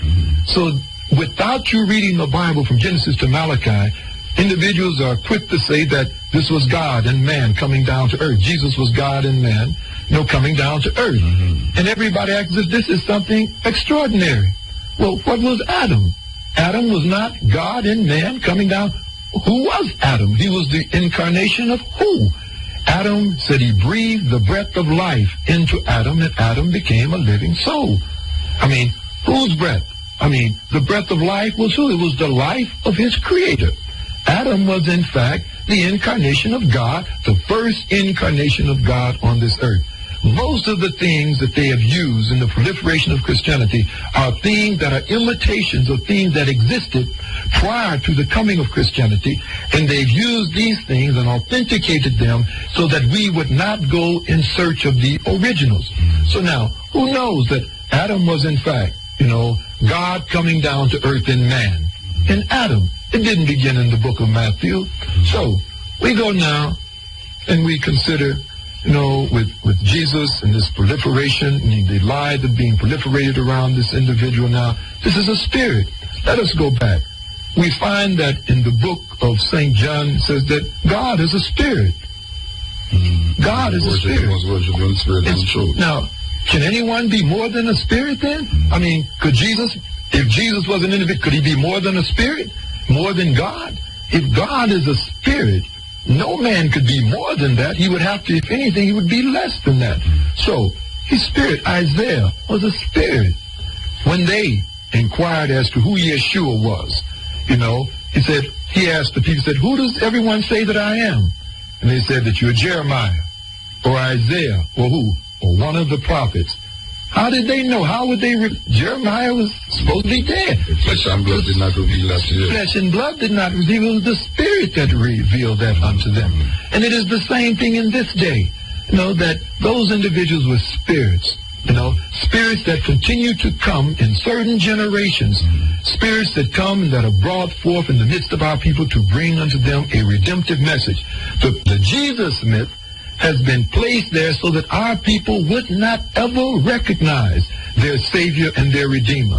Simply because they figure that if his name isn't Jesus, they think that somebody is coming whose name is going to be Jesus and tell them, I'm Jesus. That it's not going to be, Muta. That's a lie. So you're saying that Yeshua is dead, but his spirit will be manifested in our next Messiah. Absolutely. The next one will have the same spirit. That my words are no different than Yeshua's. That Yeshua, his words are no different from the prophet Isaiah. And his words are no different if Noah was teaching. We've all had the same spirit. The one spirit. The flesh profiteth nothing. And the people then if the people were looking for salvation, there is something that they should be trying to hear. Not to see with their eyes. There is a message that would be the redemptive message. And when this message begins to come forth, they would know this is the same. This is the same spirit. The version them relate to the man as a Messiah. Rastafarians in Jamaica has recognized the lineage of Solomon and Sheba and has come up with Haile Selassie as the Lion of Judah. Today I was hearing you reading, making drawing references to different aspects of the Bible, and you was reading Revelation 5, and you talk, and in the Bible it says, you were talking about the book, and no one on earth or on the earth could open this book, but there was this one. So weep not, the only Lion of the tribe of Judah, the root of David has prevailed to open the book and to lose the seal. How would Benjamin interpret that verse? See, there first we must go back. See, even the book, if you do not read the Bible from Genesis to Malachi, they won't even know to what that is relating. It is simply quoting the words spoken of by Daniel the prophet. Daniel sealed the book in the 12th chapter, in the 4th and the 8th and 9th verse. Daniel said that the book would be sealed until the end of the prophetic famine. So, the Lion of the tribe of Judah. The Lion of the tribe of Judah has been Yeshua was the Lion of the tribe of Judah. This is a spirit. And the Emperor Haile Selassie that sit on the throne of Israel until the coming of the kingdom of Yah. He was a spirit that we must move beyond these individuals clinging to the flesh. So could you look at one, suppose somebody would look on like Nelson Mandela, for instance. A lot of people recognize Mandela as one of the saviors of our times. Would you be justified in saying that he was the Lion of Judah? Is the Lion of Judah a symbol of something definite coming from that Davidic line? It is simply, you must be from the Davidic line. Yes. Well, to be the Lion of the tribe of Judah. But I could not relate to Nelson Mandela, as being a Lion of the tribe of Judah, simply because of the message. See, this is not easy because many of these individuals that we greatly respect, but we respect them within the categories that they fit within. You see, but we cannot pull Nelson Mandela and make him a Messiah, simply because that Nelson Mandela, matter of fact, he said himself that he's not a Messiah. And Nelson Mandela did not go back to cause the resurrection of the words of the ancient prophets. We will know, first of all, there are credentials, that must be in place in order to identify an anointed of the Most Holy. First of all, if it would come in our generations, they would have to resurrect the words of the law and the inspired prophets of Israel. So, when we see that the Lion of the tribe of Judah, we go back now, we see who opened the book. Did the emperor open the book, in fact? So, and I'm not saying because that was not his portion. His portion was simply to hold the seat, the throne of Israel, until things would shift back to the Holy Land. And he did that. So then, now, once the book was opened, there was another sequence of events that had to take place. Once the book was opened, it says you must do what? Establish the kingdom of Yah. Instructions would come forth. And the kingdom of Yah would be established where? And it shall come to pass in the last days that the mountain of the house of Yah shall be established in the top of the mountains. And the law shall go forth from Zion and the word of God from Jerusalem. He would not just establish a kingdom in Chicago, in Atlanta. If he established and said the kingdom had come to Chicago, cast it aside. Don't fear it. Because it has to fit the prophetic mold.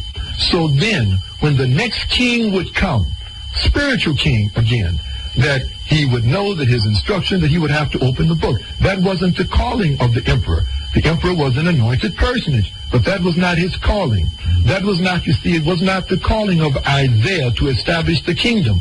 All of these men have a calling according to the season that they are called in. In this season, the coming of the kingdom of Yah, the book had to be opened. Because it is time now, it is the end of the captivity. The book open? The book now is open. The famine has ended. All right, so which one of the line of Judah's opened the book?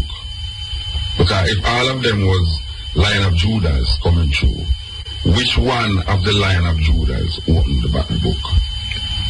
Well, that really is a complicated question only because it puts me in a predicament of speaking first person, and that but since the question was posed, I must say, that the book was opened in these, the days of the kingdom of Yah, by the one that was called out of America. It says that the line of the tribe of Judah has prevailed to open the book. That means that spirit has prevailed because they tried to destroy that spirit. And that spirit was the one that would have to establish the kingdom of Yah on this earth. Yeah, but the spirit must dwell within a man. Absolutely. So who is that Lion of Judah? That's what we're talking about now. If the Lion of, there's 225 Lion of Judahs, and maybe more than 225. Okay, who counts Solomon, who counts David, who recognize David as also the Lion of Judah.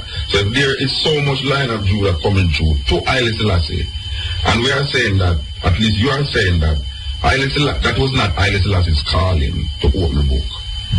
Because we still never talk about what is this book that you talk about. But coming based upon what you were speaking today, you were saying that the Genesis to the Malachi is that book.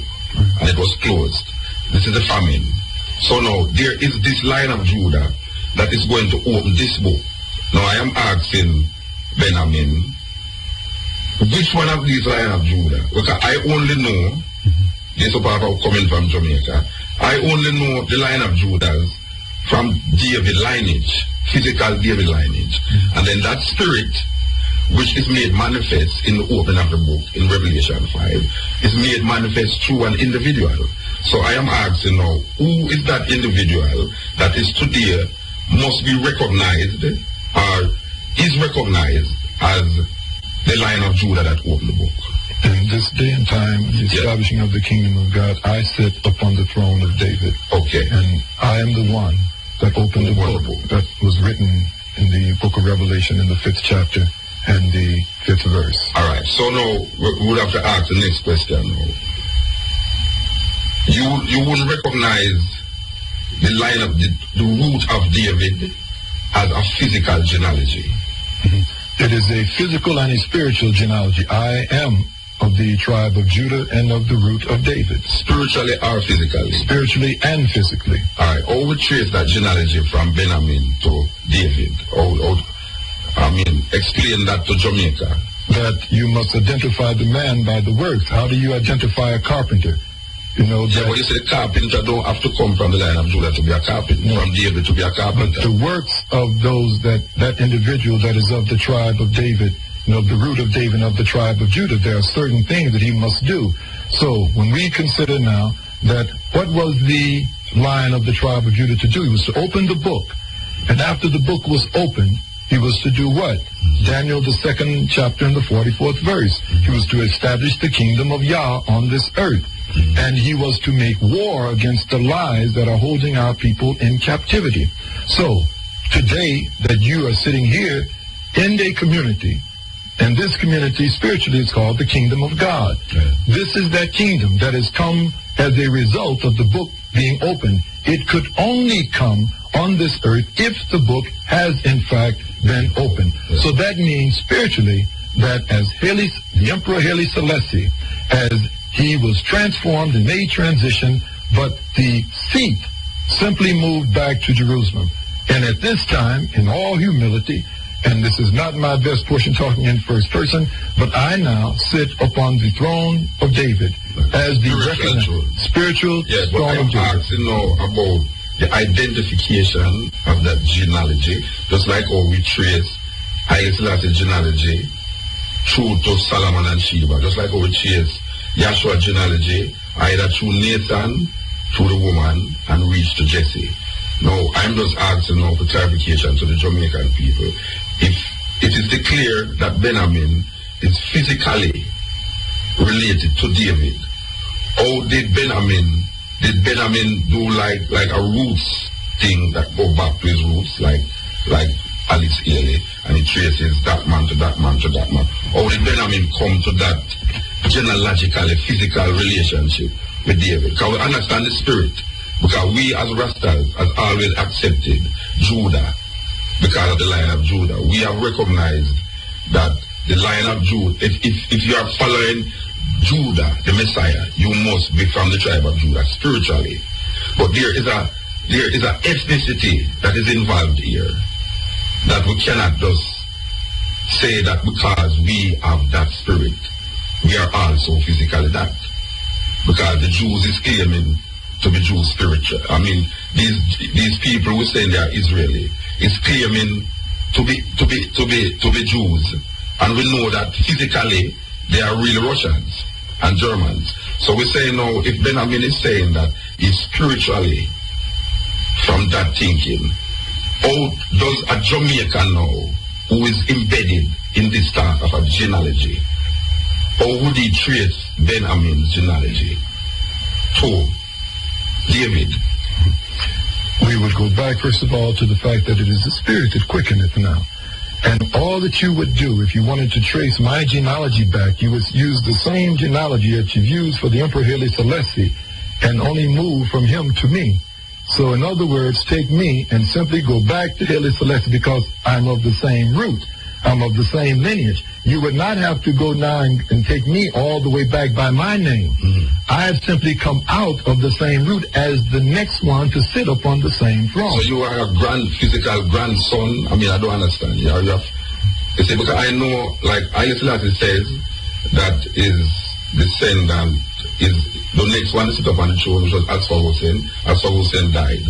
And then his successor, which is Zara Yaakov, is there now. So by law, it would be the next in line of his grandsons, physically. We're not talking about spirit, no, physically. I don't understand. I mean, that would need some clarification to the Jamaican people to appreciate this line of Judah concept that is placed on Benjamin. I don't understand it. It would. No, but one thing that we must do, we must continue to go back to re-emphasize. First of all, the Emperor Haile Selassie has made transition. He could only make transition. The throne could never be empty. Remember. So if Emperor Haile Selassie has made transition, who is on the throne today? There could never be an empty throne. And in this day and time, we must remember now, as we go back to the words of the prophet Isaiah, and it shall come to pass in the last days that the throne of Israel will be shifted back to the Holy Land, back to Israel. My genealogy is a spiritual genealogy, but it would go along the same lineage. If you would take Haile Selassie, if he could trace his genealogy back to the tribe of Judah, you would simply could use the same genealogy because I am simply the next one that to sit upon the throne of David and with the coming of the kingdom of Yah. But as far as me going now, and taking by my name, remember now, if we had if Yeshua said, and he looked and he said that this is Elijah, but his name was John. He said, but this is Elijah that was to come. So if we would try to go back now, which name would we use in order to find the lineage? He said, now, this is Elijah. Elijah was of the tribe of Judah also. How would we find? Would we go back through John? These are spiritual men. And it's at this time that we must move beyond the physical. And we must understand that it is the spiritual that quicken. It is the spirit that quicken it. The flesh no longer profits anything. Those physical descendants of the Honorable, the Emperor Haile Selassie, that is insignificant now. It is the spiritual king.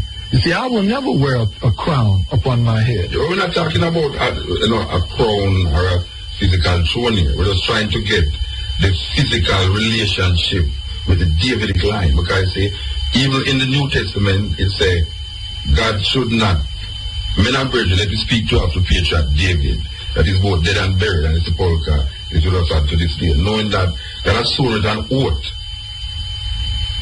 that he would not lack a man to sit upon the throne of David.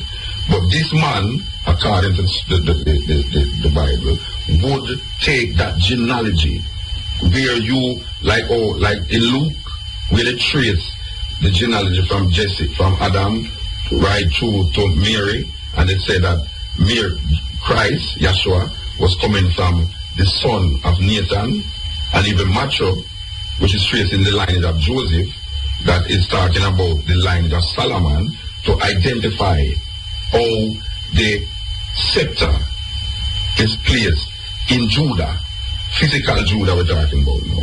So what we have here now is the justification for the physical Judah in a genealogy that is not cut off. So this is how we know we're going to identify, at least that is our perception, that we are going to identify the Lion of Judah now through a genealogy. Not saying that all the people in that genealogy are messiahs, but through the works of an individual in that genealogy that you will identify the Messiah. So we are identifying the Messiah now, coming to the genealogy of David, physical genealogy, but by the works of this individual through that genealogy, you will recognize the Messiah in that individual. So we would not look now on a white man to possess that genealogy, even though he might have the work, the spirit. But there's something about connecting the spirit and the flesh. So you can't just come now and say, through your works alone, you would be accepted as the Messiah. But there's something intrinsically, there's a relationship that we search for in the black man. Yeshua is a black man, not because his flesh is important, but it is very important to understand that the Messiah would come through physically a black man. So we will look through a white man or a Chinese man for that Savior, that Messiah. See? So the argument is not about being the Messiah. The argument about is how do we grasp the genealogy to really justify the Davidic lineage, the Solomon, the root of David. Because to me the root meaning that you can trace the tree. You have the fruit, you have the leaves, you have the trunk, and it comes to the root. It's connected. Alright, so I am saying now that there must be some physical connection,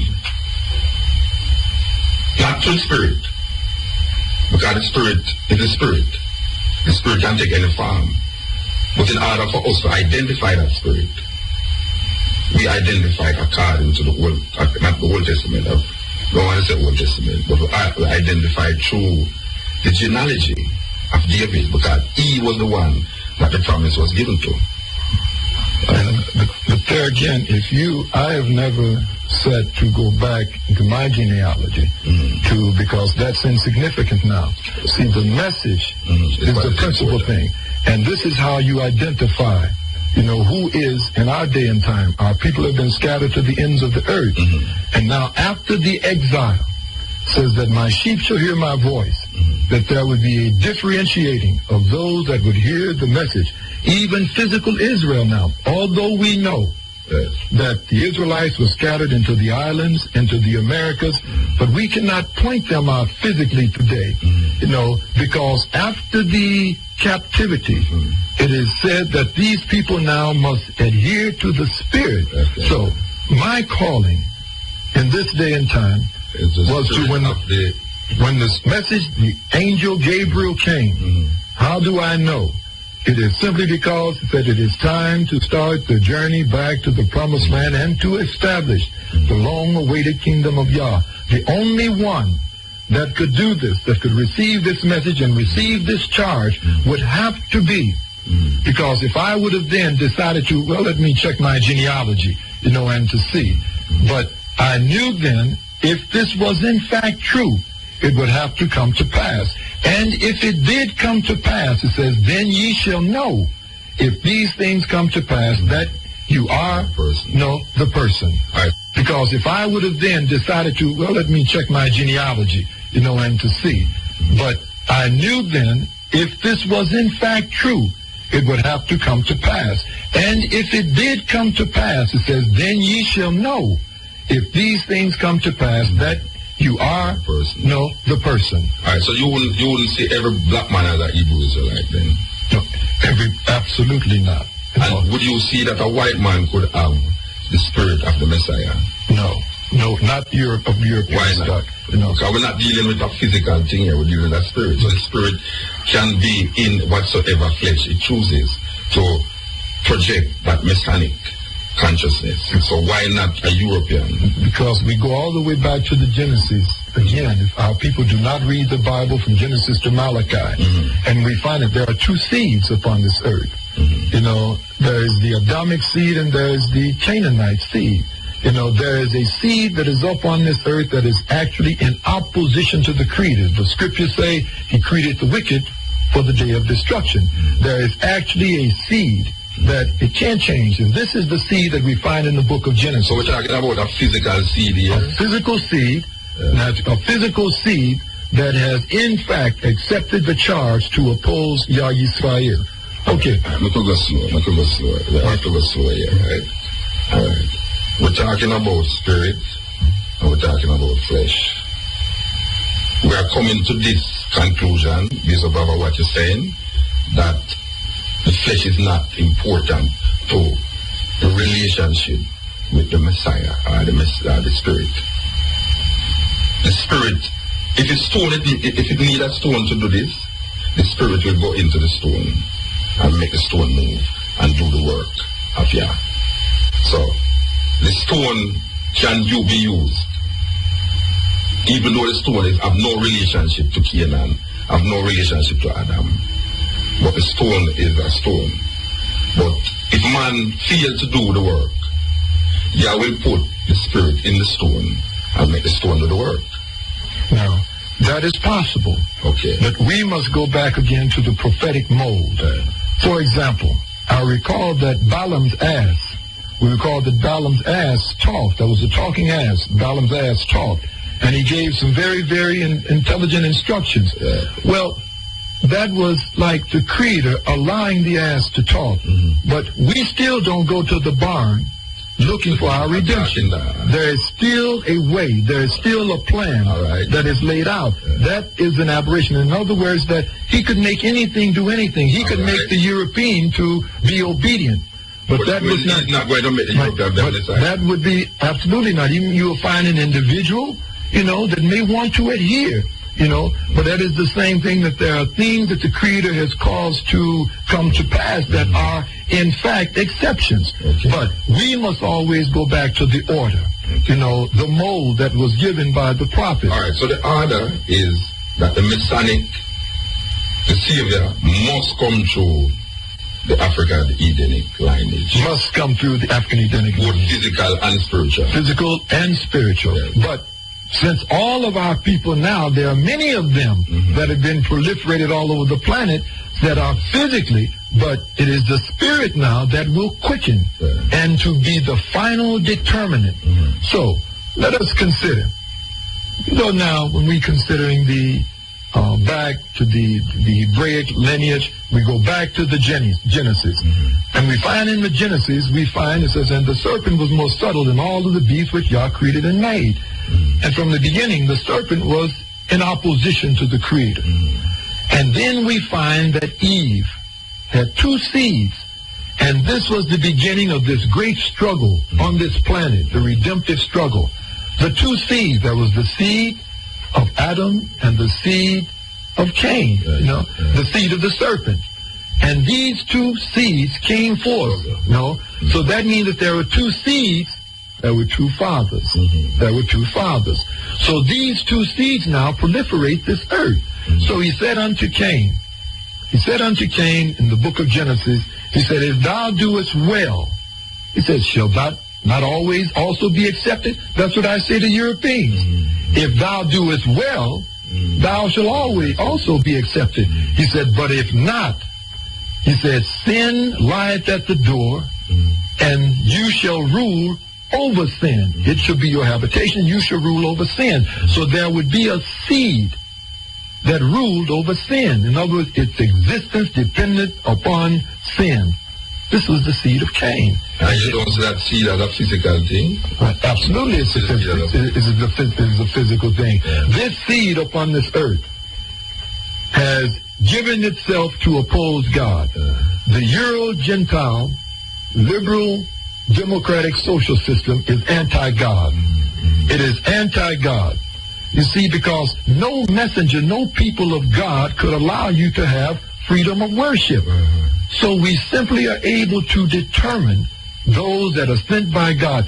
If we look today, who is it that is proliferating ungodliness to the ends of the earth? It's the Europeans. This is his portion. This is his portion. So we cannot look to Europe for the redemption of our people. So this has now moved back to the African Edenic man. And now salvation is coming from in the midst of our people. This spirit goes forth. And this spirit becomes the revealer, like yourself, in listening to you and the things that you say, the things that you advocate. It's another spirit in you. It is another spirit in you that identifies you. And we must then be able to identify that spirit that will identify the sons and daughters. What did Yeshua say? He said, my sheep shall hear my voice, and what? And a stranger they shall not follow. All right. The Christians declare that. Well, I guess we'll go that already. But I would just want to say that the Christians declare Jesus Christ coming back. Right? That is their perception. That this man rose from the dead physically and is going to come back to judge the earth and in some spectacular way make a new heaven and a new earth. All right. You are seeing the totality of the prophecies resting right here now. That is what you are saying. This is it now. This is it. Right. So you will give credence to another Messiah. Another body maybe, but not another spirit. But no, we're in the same spirit. In the same spirit. We understand the spirit, We understand that it's one spirit. We understand that. But we're just asking now, like all the Christians saying, it's the Christians still waiting on their Messiah. What I'm hearing is that this is where it is now. This is where absolutely. It is. So right. You wouldn't give credence to a next Messiah. I mean, not to a coming Jesus. Yeah, that's what I mean. You don't give the fact that Yeshua has already returned. So you don't believe that Jesus Christ rose from the dead, Yeshua rose from the dead? Well, there again, what we would do is go back to the Genesis. You see, there's a fabricated resurrection. Let's go back to the Genesis, to what I call the Genesis resurrection. You see, because in all of these things now, people's deception, the devil has deceived the whole world. And if he has deceived the whole world, these philosophies that he has proliferated, they are deceptive. So we go now back to the Genesis. We must go back to find the original death in order to find the original resurrection. You see, so we go back to Genesis, and we find in the 2nd chapter of Genesis that the Creator said, and he breathed into Adam the breath of life, and Adam became a living soul. This is our first contact with life in the Bible. Nothing to do with the seed of a man or the womb of a woman. This is your first contact with man and life in the Bible. Now, if he breathed the breath of life into Adam, what did he breathe into Adam? He breathed sense. He gave him a mind, sense, the breath of life. And if Yah is one, whose mind did he give him? He gave him his mind for his environment. And he gave him the Yah mind. Then with the Yah mind, Adam was considered a what? A living soul. So you are saying that Adam is Yah in flesh. That in flesh for his environment. Yes. He was the incarnation of God, of Yah on this earth. Yes. You know, and it was the first incarnation of Yah on this earth. So he says that, and he breathed, and he gave Adam his mind, and Adam was considered a living soul. Our first contact with life, it all had to do with sense. Sense determined if you were living or if you were in the unconscious realms. So then our first contact with death in the scriptures, in Genesis. See, our people, because the book was sealed, they're not aware of these things, so they can't challenge the lies. So they've accepted superficial speakers of givers of mendacity. So, death says that of all the trees of the garden, thou mayest freely eat, but of the tree of the knowledge of good and evil, thou shalt not eat of it, for in the day that thou eatest therefrom, thou shalt what? Surely die. Nothing to do with a graveyard or a cemetery. That's our first contact with what? Death in the Bible. And both of these instances, life and death, was determined by knowledge. But the tree of the knowledge of good and evil. Knowledge of good and evil. You know what knowledge is? What did he breathe into Adam? Knowledge. Yah sense. Hands, how to work for Yah. Eyes, how to see and perceive for Yah. A tongue, how to speak for Yah. So, our first contact with life and death in the Bible had nothing to do with the graveyard. So now, that means then the original resurrection. Because we got to go back now. The mind. Now, how did you originally die? You died. What did Adam? Okay, let us proceed on to the 3rd chapter in Genesis. And it says, and the serpent approached unto Eve, and he spoke, and he said, has God said unto you, of all the trees of the garden thou mayest freely eat? And he entered into a dialogue with Eve. And he said that unto Eve, finally he said that thou shalt not surely die. Says, for in the day that thou eatest therefrom, says, ye shall be as gods, knowing. There he was. That was the tree. He said, if you eat from the tree of the knowledge of good and evil, ye shall surely die. What happened? Eve took and she did what? She did eat. And she gave unto Adam, and he did eat. Both of them came under the influence, the satanic influence. And what happened? When God came back into the garden, after that, both of them had eaten, it says, and now their eyes have been opened. But their eyes were already open, but they begin to see things different. Right, so we have to make the Jamaican people know that what we're talking here is metaphors, and we are deciphering the myth. Right. That is what we're doing, because we don't want people to believe that when you talk about a serpent, you're talking about. We're not talking about a snake. A snake. Absolutely. So, no, we just want to get that because we know Jamaican people stay. Right? We're talking about a person. Yeah, but we just want to make that clear because Jamaican people stay that way. They hear you talking and they say, oh, see, they might defend snake and they might defend apple. That is the Eurocentric, lie, in order to give our people the impression. I mean, snakes don't talk, and our people, she didn't eat an apple or orange. Matter of fact, it changes every few years. It goes from a plum. An American apple. American apple one time. So, but what it was is that she listened, of all the trees of the garden, thou mayest freely eat. But of the tree of the knowledge, if you come under that influence, Adam and Eve, you will be reclassified instead of living souls as dead.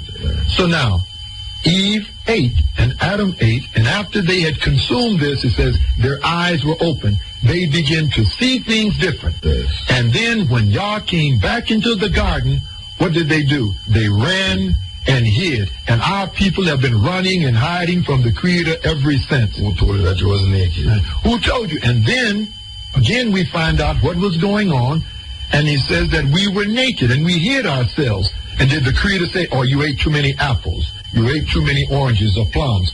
What question did he pose to them? He said, who told you? You know, told someone you have to be entering into dialogue. Who told you that you were naked? In other words, who have you been talking to? And that's the problem today. Our people are still running from Yah Yisrael because they're still under the satanic influence. And under the satanic influence, they will continue to turn their backs on their Maker. That is the objective of Satan. The objective of the devil was to do what? To bring Adam and Eve under his influence and to cause them to turn and to walk contrary to the Creator. All right. You have to tell me when to stop, because this thing can go on. There's so much things happening here. I want to get back to the community here and the work that you're doing here. Because we noticed that, we've been here now, a week, and we're observing, we're seeing things. It seemed to me that there's a community here that is embellished in as we say, the Genesis to Malachi. So what you see here is certain laws that govern the people in the community that is directly related to the Bible. Laws that govern the people in the community that is directly related to the Bible. There's one here that we wanted to clear up with anybody who's listening to this. I am a Rasta man, and in Jamaica, from I have been growing up in Rasta, we have always been licking out against animal products. We don't wear it, we don't eat it, we don't support the killing of it, nothing. Right? And we have been always stressing this in the Rastafari community. We've been always saying the best thing, I remember there was a time in Jamaica when people used to say we're going dead. Rasta when I go dead on the damn pure kalalo and rice. And on the salt, on the dead, on the so dead. But now we see everybody in Jamaica, jogging and trying to keep healthy, going to these vegetarian restaurants and all these things. So it's almost like a fad now to be a vegetarian. We come to this community and we see the man profess that. One of the things that attracted me with the two brethren them is the day when I went to visit them, I see all these health food on the table and I say, yeah, this is my kind of brethren there, my kind of thing, So we come here and we see this now. The Old Testament, I'm going to say the Old Testament for purposes. The Old Testament declares Moses' laws. Moses is telling the people what to eat, what not to eat. I was listening to you today defining this concept, and you're saying that Moses is carrying the people through a stage. He could just come to you and say, lack all meat, but you have to take the people through stages of development. So now he's telling them this you must eat, this you must not eat. But it's not that he wants them to eat it. It's just that knowing the people mind, you would have to carry them to a level. Now we understand that clearly. Explain to the people of Jamaica, living here in Israel and living out that law, how you find that with the people who, them just coming from America and it's like, America sweet, or you get it to be institutionalized in the community to the point where everyone accept this law. This is where we are at this stage of development of the kingdom of Yah, Muta. See that in the beginning there was this transition period, but now that's all our history. You see, there is no more transition from you can come now in the community and eat eggs because our people ate eggs for 5 or 6 years. We have grown beyond it. We're in another realm now, another dietary realm. When they come into the kingdom now, they must become vegans almost overnight because that's where we are now. Now, when they come into the sanctuary, now as we teach in American places like that, they can have their transition periods in their own areas. But if they come into the sanctuary, they must now be complete vegans. And when you mention it's like veganism now been becoming a fad, and that's what the Europeans will do. They will commercialize in order to remove the spiritual significance, from it, and the fact that this was an original command from Yah Yisrael. So we go back and let us consider, the reason why now that it is much easier for us to take our people through the transition than it was in the beginning. Simply because in the beginning, we just didn't know too much about meat and the dangers and the risks and the colon cancer, because it was the beginning. So we begin to cut back. We stopped eating pork. And I must share with you, I always share this with individuals, that in the beginning, we stopped eating pork. And at that time, we felt that we were the heroes of the neighborhood. We thought we had really made a dietary transition. As we look back at it today, we said, man, you really hadn't accomplished nothing. I mean, we were really on the tip of the iceberg. So, but we had just stopped eating pork. We look back at it today, we hardly eat. That all of that is gone. And many of the saints now are eating live, raw food diets and whatnot. We've come so far, but it's been in measure. So, now, in the beginning, we did not understand, so we did not know how to relate these things into our people to give them the strength to make the immediate transition. But we know that today. We went back now in the great revelations now that Yah Yisrael has given us. For example, we consider diet. In the scriptures, see, this is the direction that we take, and it makes so much sense. The scripture says that man was created from the dust, from the dirt of the earth. So, within that statement, there are two things that can be proved. First of all, the Genesis creative process, and if in fact we were created from the dust of the earth, there has to be some kind of a synergy, something to bear witness that that is true. So let us consider. Okay, were we really created from the dust of the earth? If we were created from the dust of the earth, we ought to find the minerals that are in the earth in our bodies. So, can we find iron? Remember, iron now is a mineral in our body. What about zinc? What about manganese? What about calcium? What about nickel? All of these minerals are in fact in our body, and if you do not supply your body with sufficient amounts of those minerals, you will get sick and you will die. So now, not only are they in our body, they are essential, but the omnipotent Yah Yisrael, knowing that we could not eat iron as a mineral, we could not go and we could not consume zinc, manganese as a mineral, in his infinite wisdom and knowing, but if we were the created from the earth, we had to have it.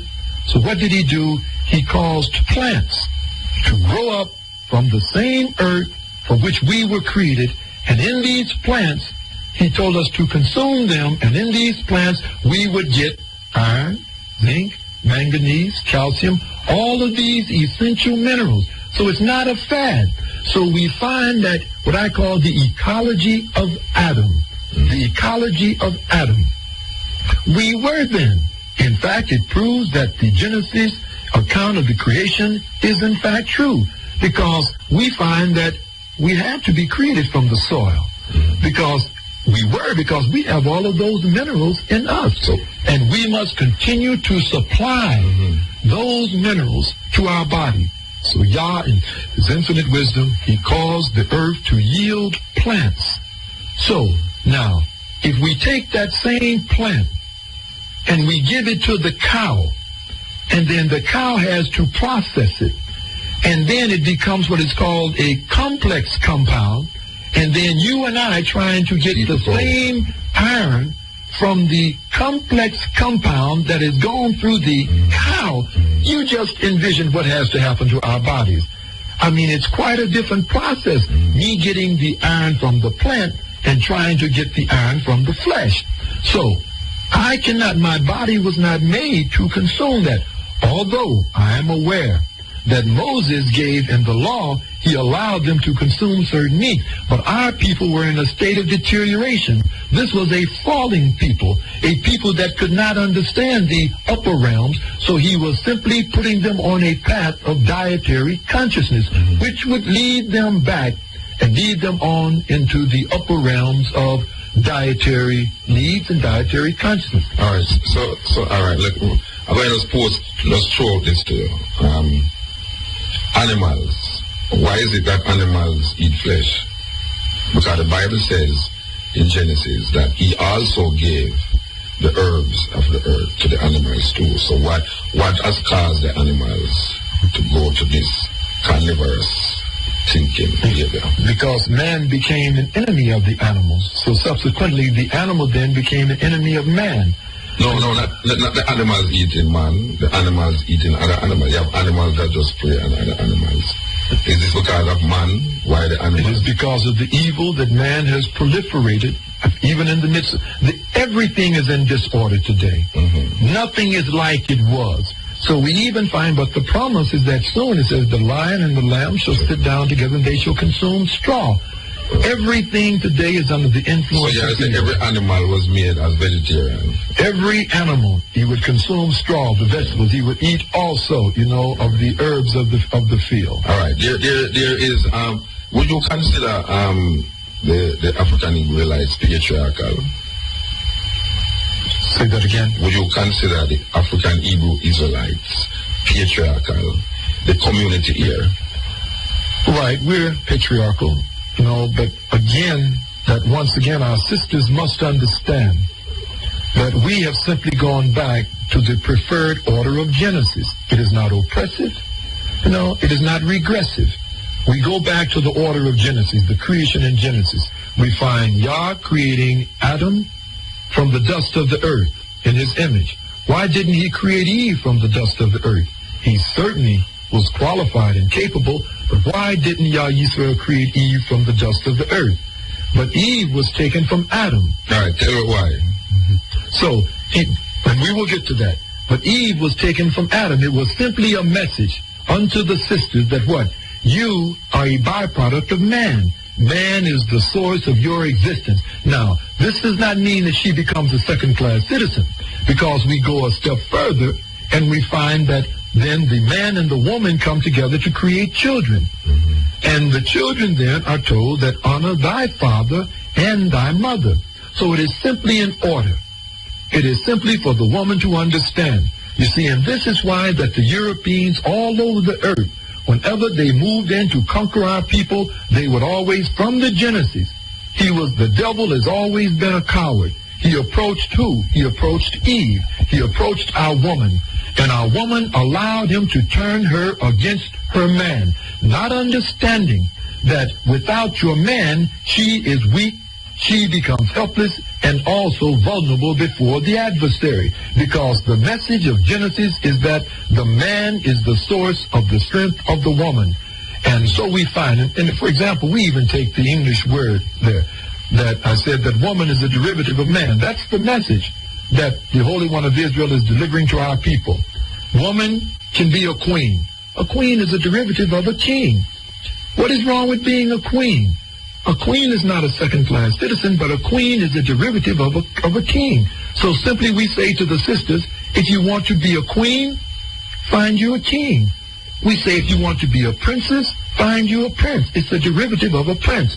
And we're not talking about our sisters don't walk behind us. They walk right beside us.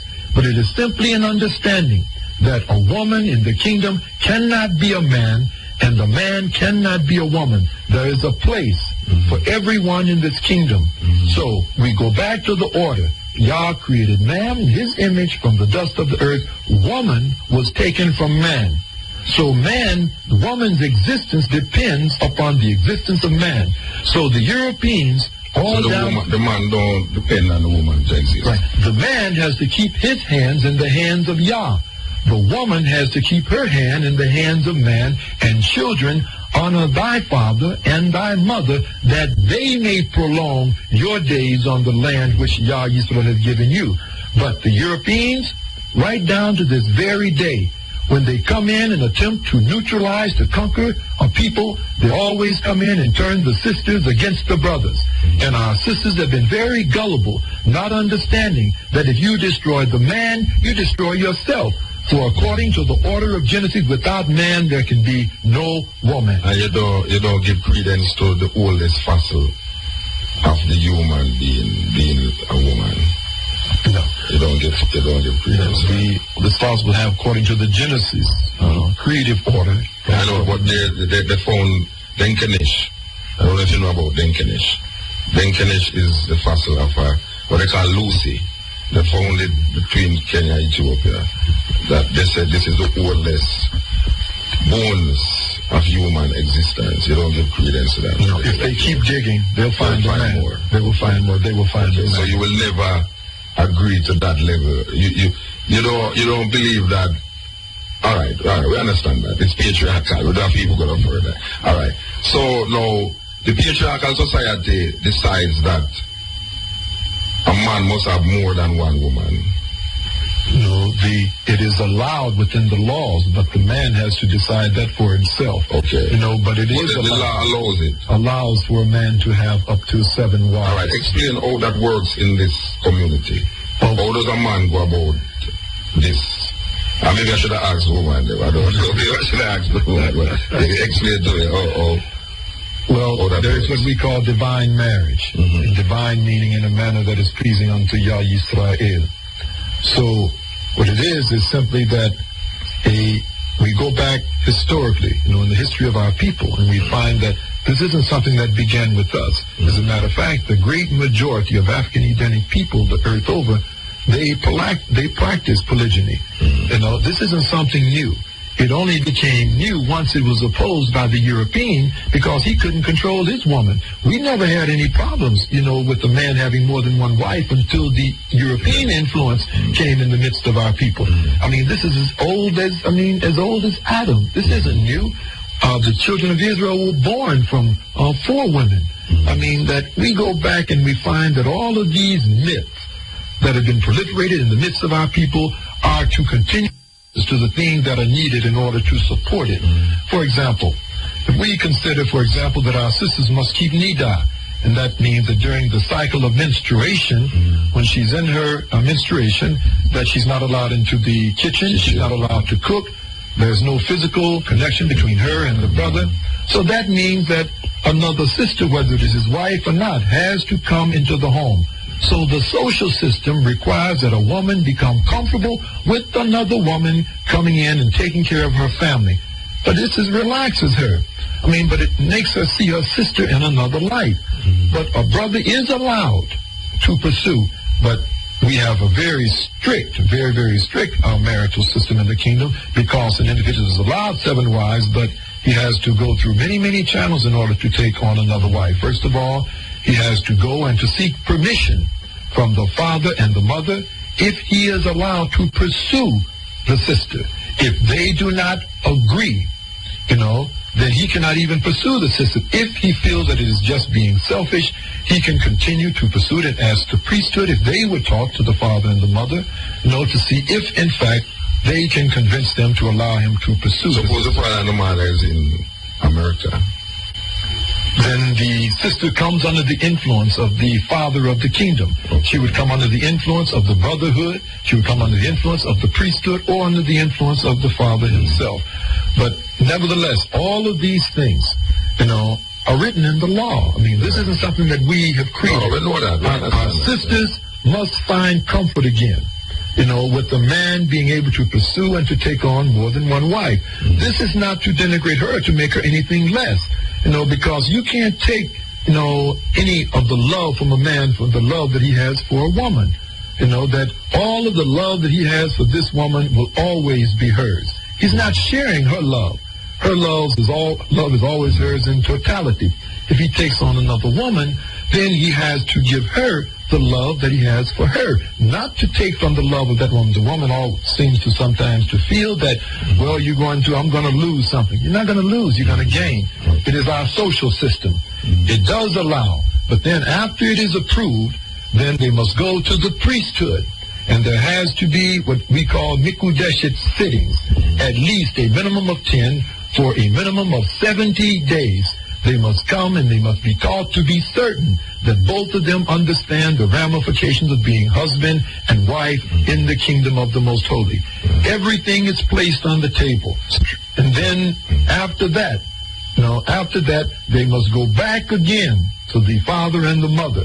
See if they will allow them, if they're ready for them at that time, to get married. The father and mother may determine that, no, you need to go a little bit longer. All right. You reach 7 wives, and you see our next one. How we work that out. Well, in the course of history, Muta, what we will do is that we will put that, on the request list of the brethren, and we will consider that in the future. For right now, at this stage of the development of the kingdom, you reach 7 and you have to hold up until that law changes. Okay. But as we continue to spiral on, possibly. Well, the law can change, though. The law can change. There's a for time and environment. The law can change. It's not just like stamping. This is it forever and ever. That is it only for now, for this stage of our development. Okay, all right. I don't know how much time we have. 5 minutes? 5 minutes. I don't know. All right. We want to just say give thanks.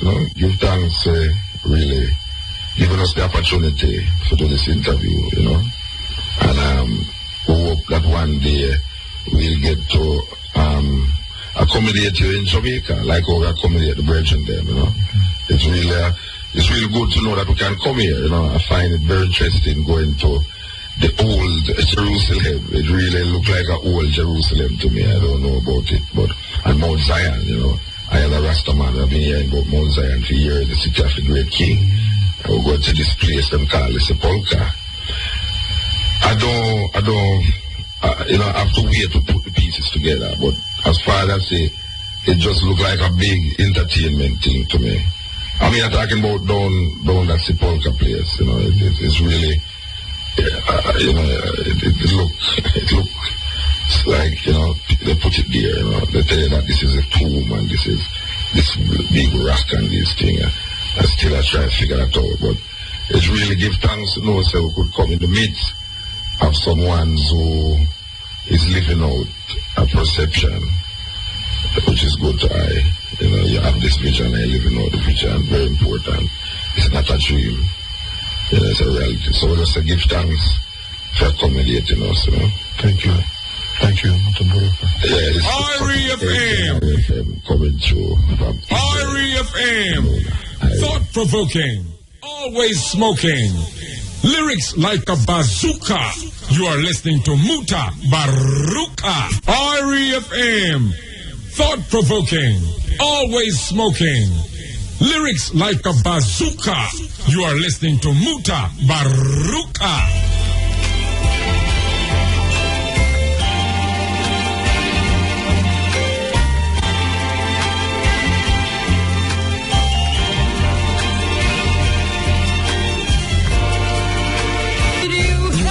To Mutabaruka. Did you hold somebody on today? This is the Cutting Edge on RFM. As a matter of reference, if you keep hearing the brethren say, yeah, Israel. The reason for that is that them don't say Jah. In the Hebrew language, there's no J. So why is D instead of J? So they say Yah instead of Jah. They will never say Jah. They say Yah. It's very interesting that week before last, Benjamin was 75 when he died. And I must tell you that we have conversations outside of the interview where death come up in a whole heap of arguments. And you hear him say that place is the end of it now. This is where the final place. And he's the Lion of Judah. Well, we don't know who's the Lion of Judah now because it's a reoccurring decimal. This thing about the Lion of Judah and who is representing the final showdown when it comes on to the resurrection of your people. But we can see where the Bible again is coming into a lot of interpretation again, and people use it and have reasoning and arguments and conversation, and even sound logical when they try to decipher some papers that was written 4,000 years ago and put it into perspective in this time. Very complicated, very, very, very complicated.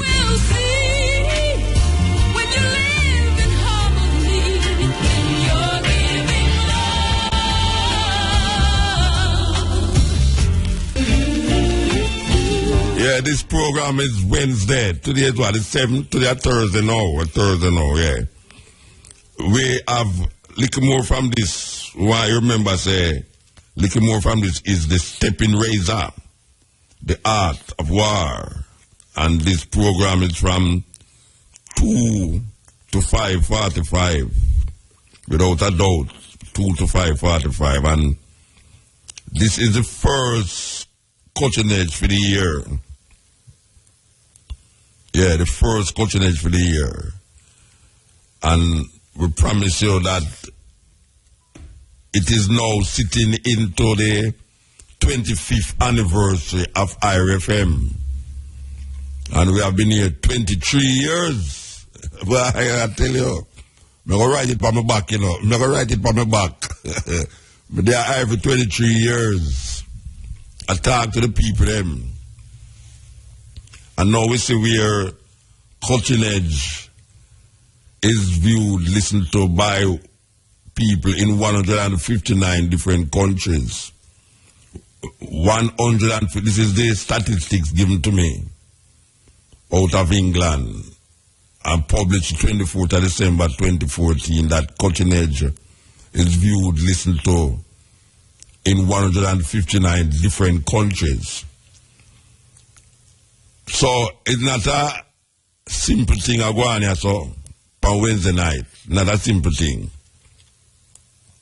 But I want to get back to the philosophy of what we call the 12 tribe and the relationship as I see it with Benjamin Group, where the argument of the line of Judah is concerned, where the line of Judah, as it is related to the Ethiopian documents, the Ethiopians say them emperor descended from the line of David, thus the line of Judah. And when you read the Bible in the Revelation, you see the line of Judah mentioned and the throne of David. Well, this one recognized and said that the throne of David is not a physical throne, but is he who does the work to revive Israel in the land. He who revived Israel in the land is recognized as the Lion of Judah. That is where him say. Now, brother, I got to tell you that Haile Selassie is the Lion of Judah, but there is one to come that to sit upon the throne, and that one is Jesus Christ. And he's the one who's going to take. Well, him is the final authority, Jesus Christ. In a way, this man, Benjamin, almost like him I say, at him, the prophecy end pan. But we know that a whole heap of people come in that name already, over the years, over the hundreds of years, and says them fulfilling that.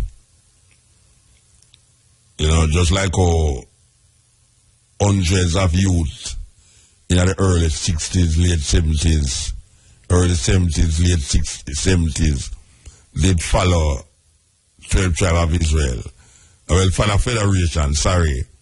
And when the legitimacy of the federation was in question, God weave out of that and weave into a biblical pronouncement that we no longer want to see ourselves as the Ethiopian World Federation, but we want to see ourselves as the 12 tribes of Israel.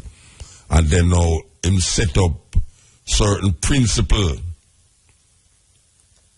And one of the main principles is to designate each person to one of the tribes of Israel.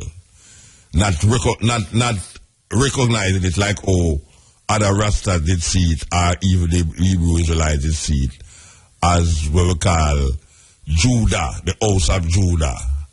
So you follow the line of Judah, you say you're the son of Haile Selassie, so you must be Judah too. Him never see it that way. Him seen say, the Genesis 49 and the relationship between the astronomy, because I'm still going to astronomy, because what it is that Israel came out of Egypt.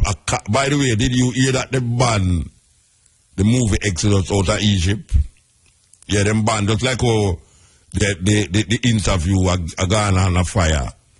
The movie named Exodus, the new movie, Gods and Kings, or Kings and Gods, is banned in Egypt. Because the Egyptians said, no go so. I tell you, assault for people culture by Hollywood is a serious thing, you know. Assault and people culture by Hollywood is a serious thing. But the idea of Israel coming out of Egypt that's why I call it Passover, you know, in the month of Abib, the first new moon in the month of Abib is recognized as the beginning of the naming of the tribes of Israel, according to Brother Gad. And it carried through a lengthy process to start from Reuben, go right down to show you that each person, if you're born on that month, you is part of that tribe. My contention with it is that who said that each of the son them did born 12 different months? That is my contention with it, you know. Who said that each of the son them did born 12 different months? As a matter of fact, it would the improbability of it is really serious. That you have 12 sons and the 12 of them born the 12 different months of the year. And then you have hundreds of people reading the same book and coming out with his idea, not your idea, you know. Because you try to read to find truth for yourself, but the truth you find is the next man's truth. And that is really what the organization do to your mind. Because if you check the man them in the Hebrew Israelites them, all of them read the Old Testament and come up with the same idea like Benjamin. That is a thing well, to me, is a dangerous thing. Very dangerous thing when you have a man direct the course of events for a group of people who him come up with the Bible doctrine were written 4,000 years ago, and him come interpret it for you, you know, and then now him have thousands of people that follow him. And when him dead, there is almost a kind of doubt that farm, and you have to be on a strong footing, you know, because I don't know how, and I think I'm going to have to go get an interview now with where is now the Hebrew Israelites position. What is the Hebrew Israelite position? I need to get an interview with someone from Israel can tell me Now that Benjamin passed away, what is the Israelite position now? But I know that when they reach was really a serious place, where you have almost 6,000 people in Israel under that banner of Hebrew Israelites and maintain themselves outside of the government of Israel. It's really a task and a feat in itself where you have to respect. Because that is what 12 tribes should have been. But then now it's the 12 tribes fade into obscurity and oblivion. You know, a lot of people who did have them jobs and them this and them that and follow 12 tribe now very disappointed because they had expected other things and certain things never happen, certain things never work out. A lot of ones pass remarks that them get disappointed in that. But life goes on, and Rastafari continue the movement, revolutionary movement to liberate the minds of the people, them African people, from colonialism and white supremacy. And we know that one of the things about white supremacy is that it maintains itself in a religion. And religion is one of the main things that them use for oppress we. Because the man did say the greatest weapon in the hands of the oppressor is the mind of the oppressed.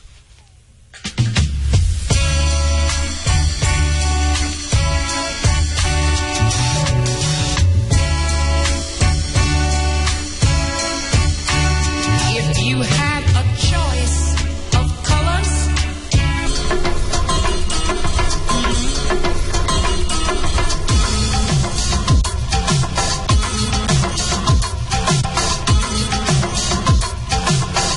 music out of North Africa.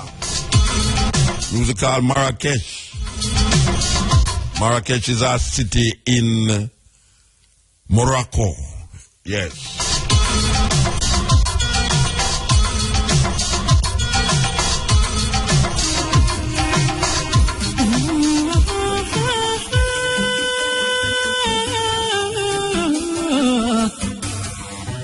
Music out of Ethiopia.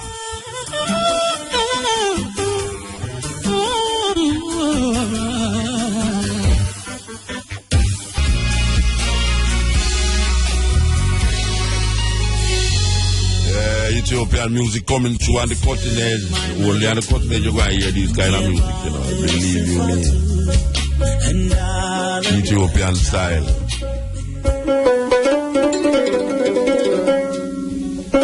Get used to it because if you go to Ethiopia this year, hear. And some Michael Jackson too. Throw in with it.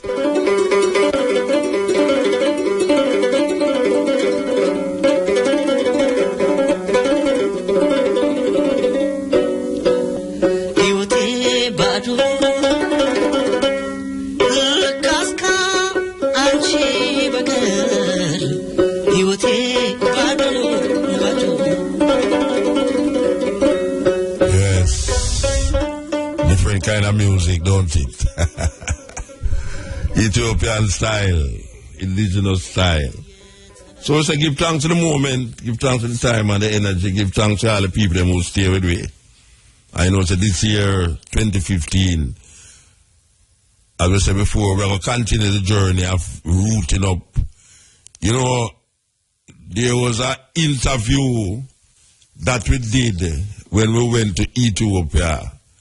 Me, Cabo, or we did it again, me, Cabo, Yasso Safari, Lutan Green, and Tony Rebel went to Ethiopia and we did an interview with a man named Daya.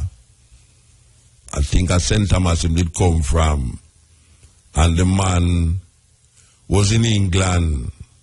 He left Jamaica, say he want to go to Ethiopia, and he reached England and he walked from England to Ethiopia.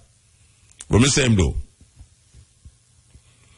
Him left out from England and reach in Ethiopia and him take over a year for reach them. So you know, so we have to go dig up that tape you know, because we want to play that tape because it's one of the most powerful examples of the human spirit to really reach a goal, a consciousness, when I'm having in mind for much years in Jamaica, and him really fulfill it by moving from England, bombing lift to France, going to Morocco, Egypt, go to jail and all them something there. We're going to look for that tape there because this is one of the biggest interviews we ever do. And we never do it in Jamaica neither. We do it on the Shashamane grounds in Ethiopia. So we're going to look for it. Maybe we don't find it next week, but we're going to look for it again. We're going to turn to Ankobia again and say, if we can dig up that tape. Because by the most I see you have I don't know how I can find that. We're going to turn to Ankobia again and say, if we can dig up that tape. Because by the most I see you have I don't know how I can find that. Yes. But the Arab is here, man. Terrorists.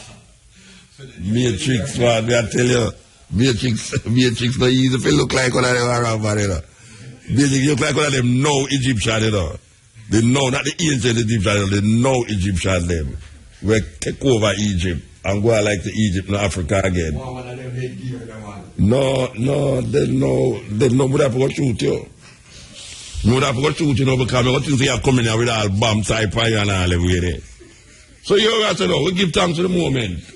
Give thanks to the energy, give thanks to the time. As we say, we'll come forward there from 2 to 5:45 with stepping razor, the art of war. We'll leave you with this. Ras Michael, going through. Ras Michael. Hear the word. Rastafari, Almighty. Yes, Father, and all the people in it. Yes, teach us love, loyalty, and earth. And they all satisfy Jacob. My blessings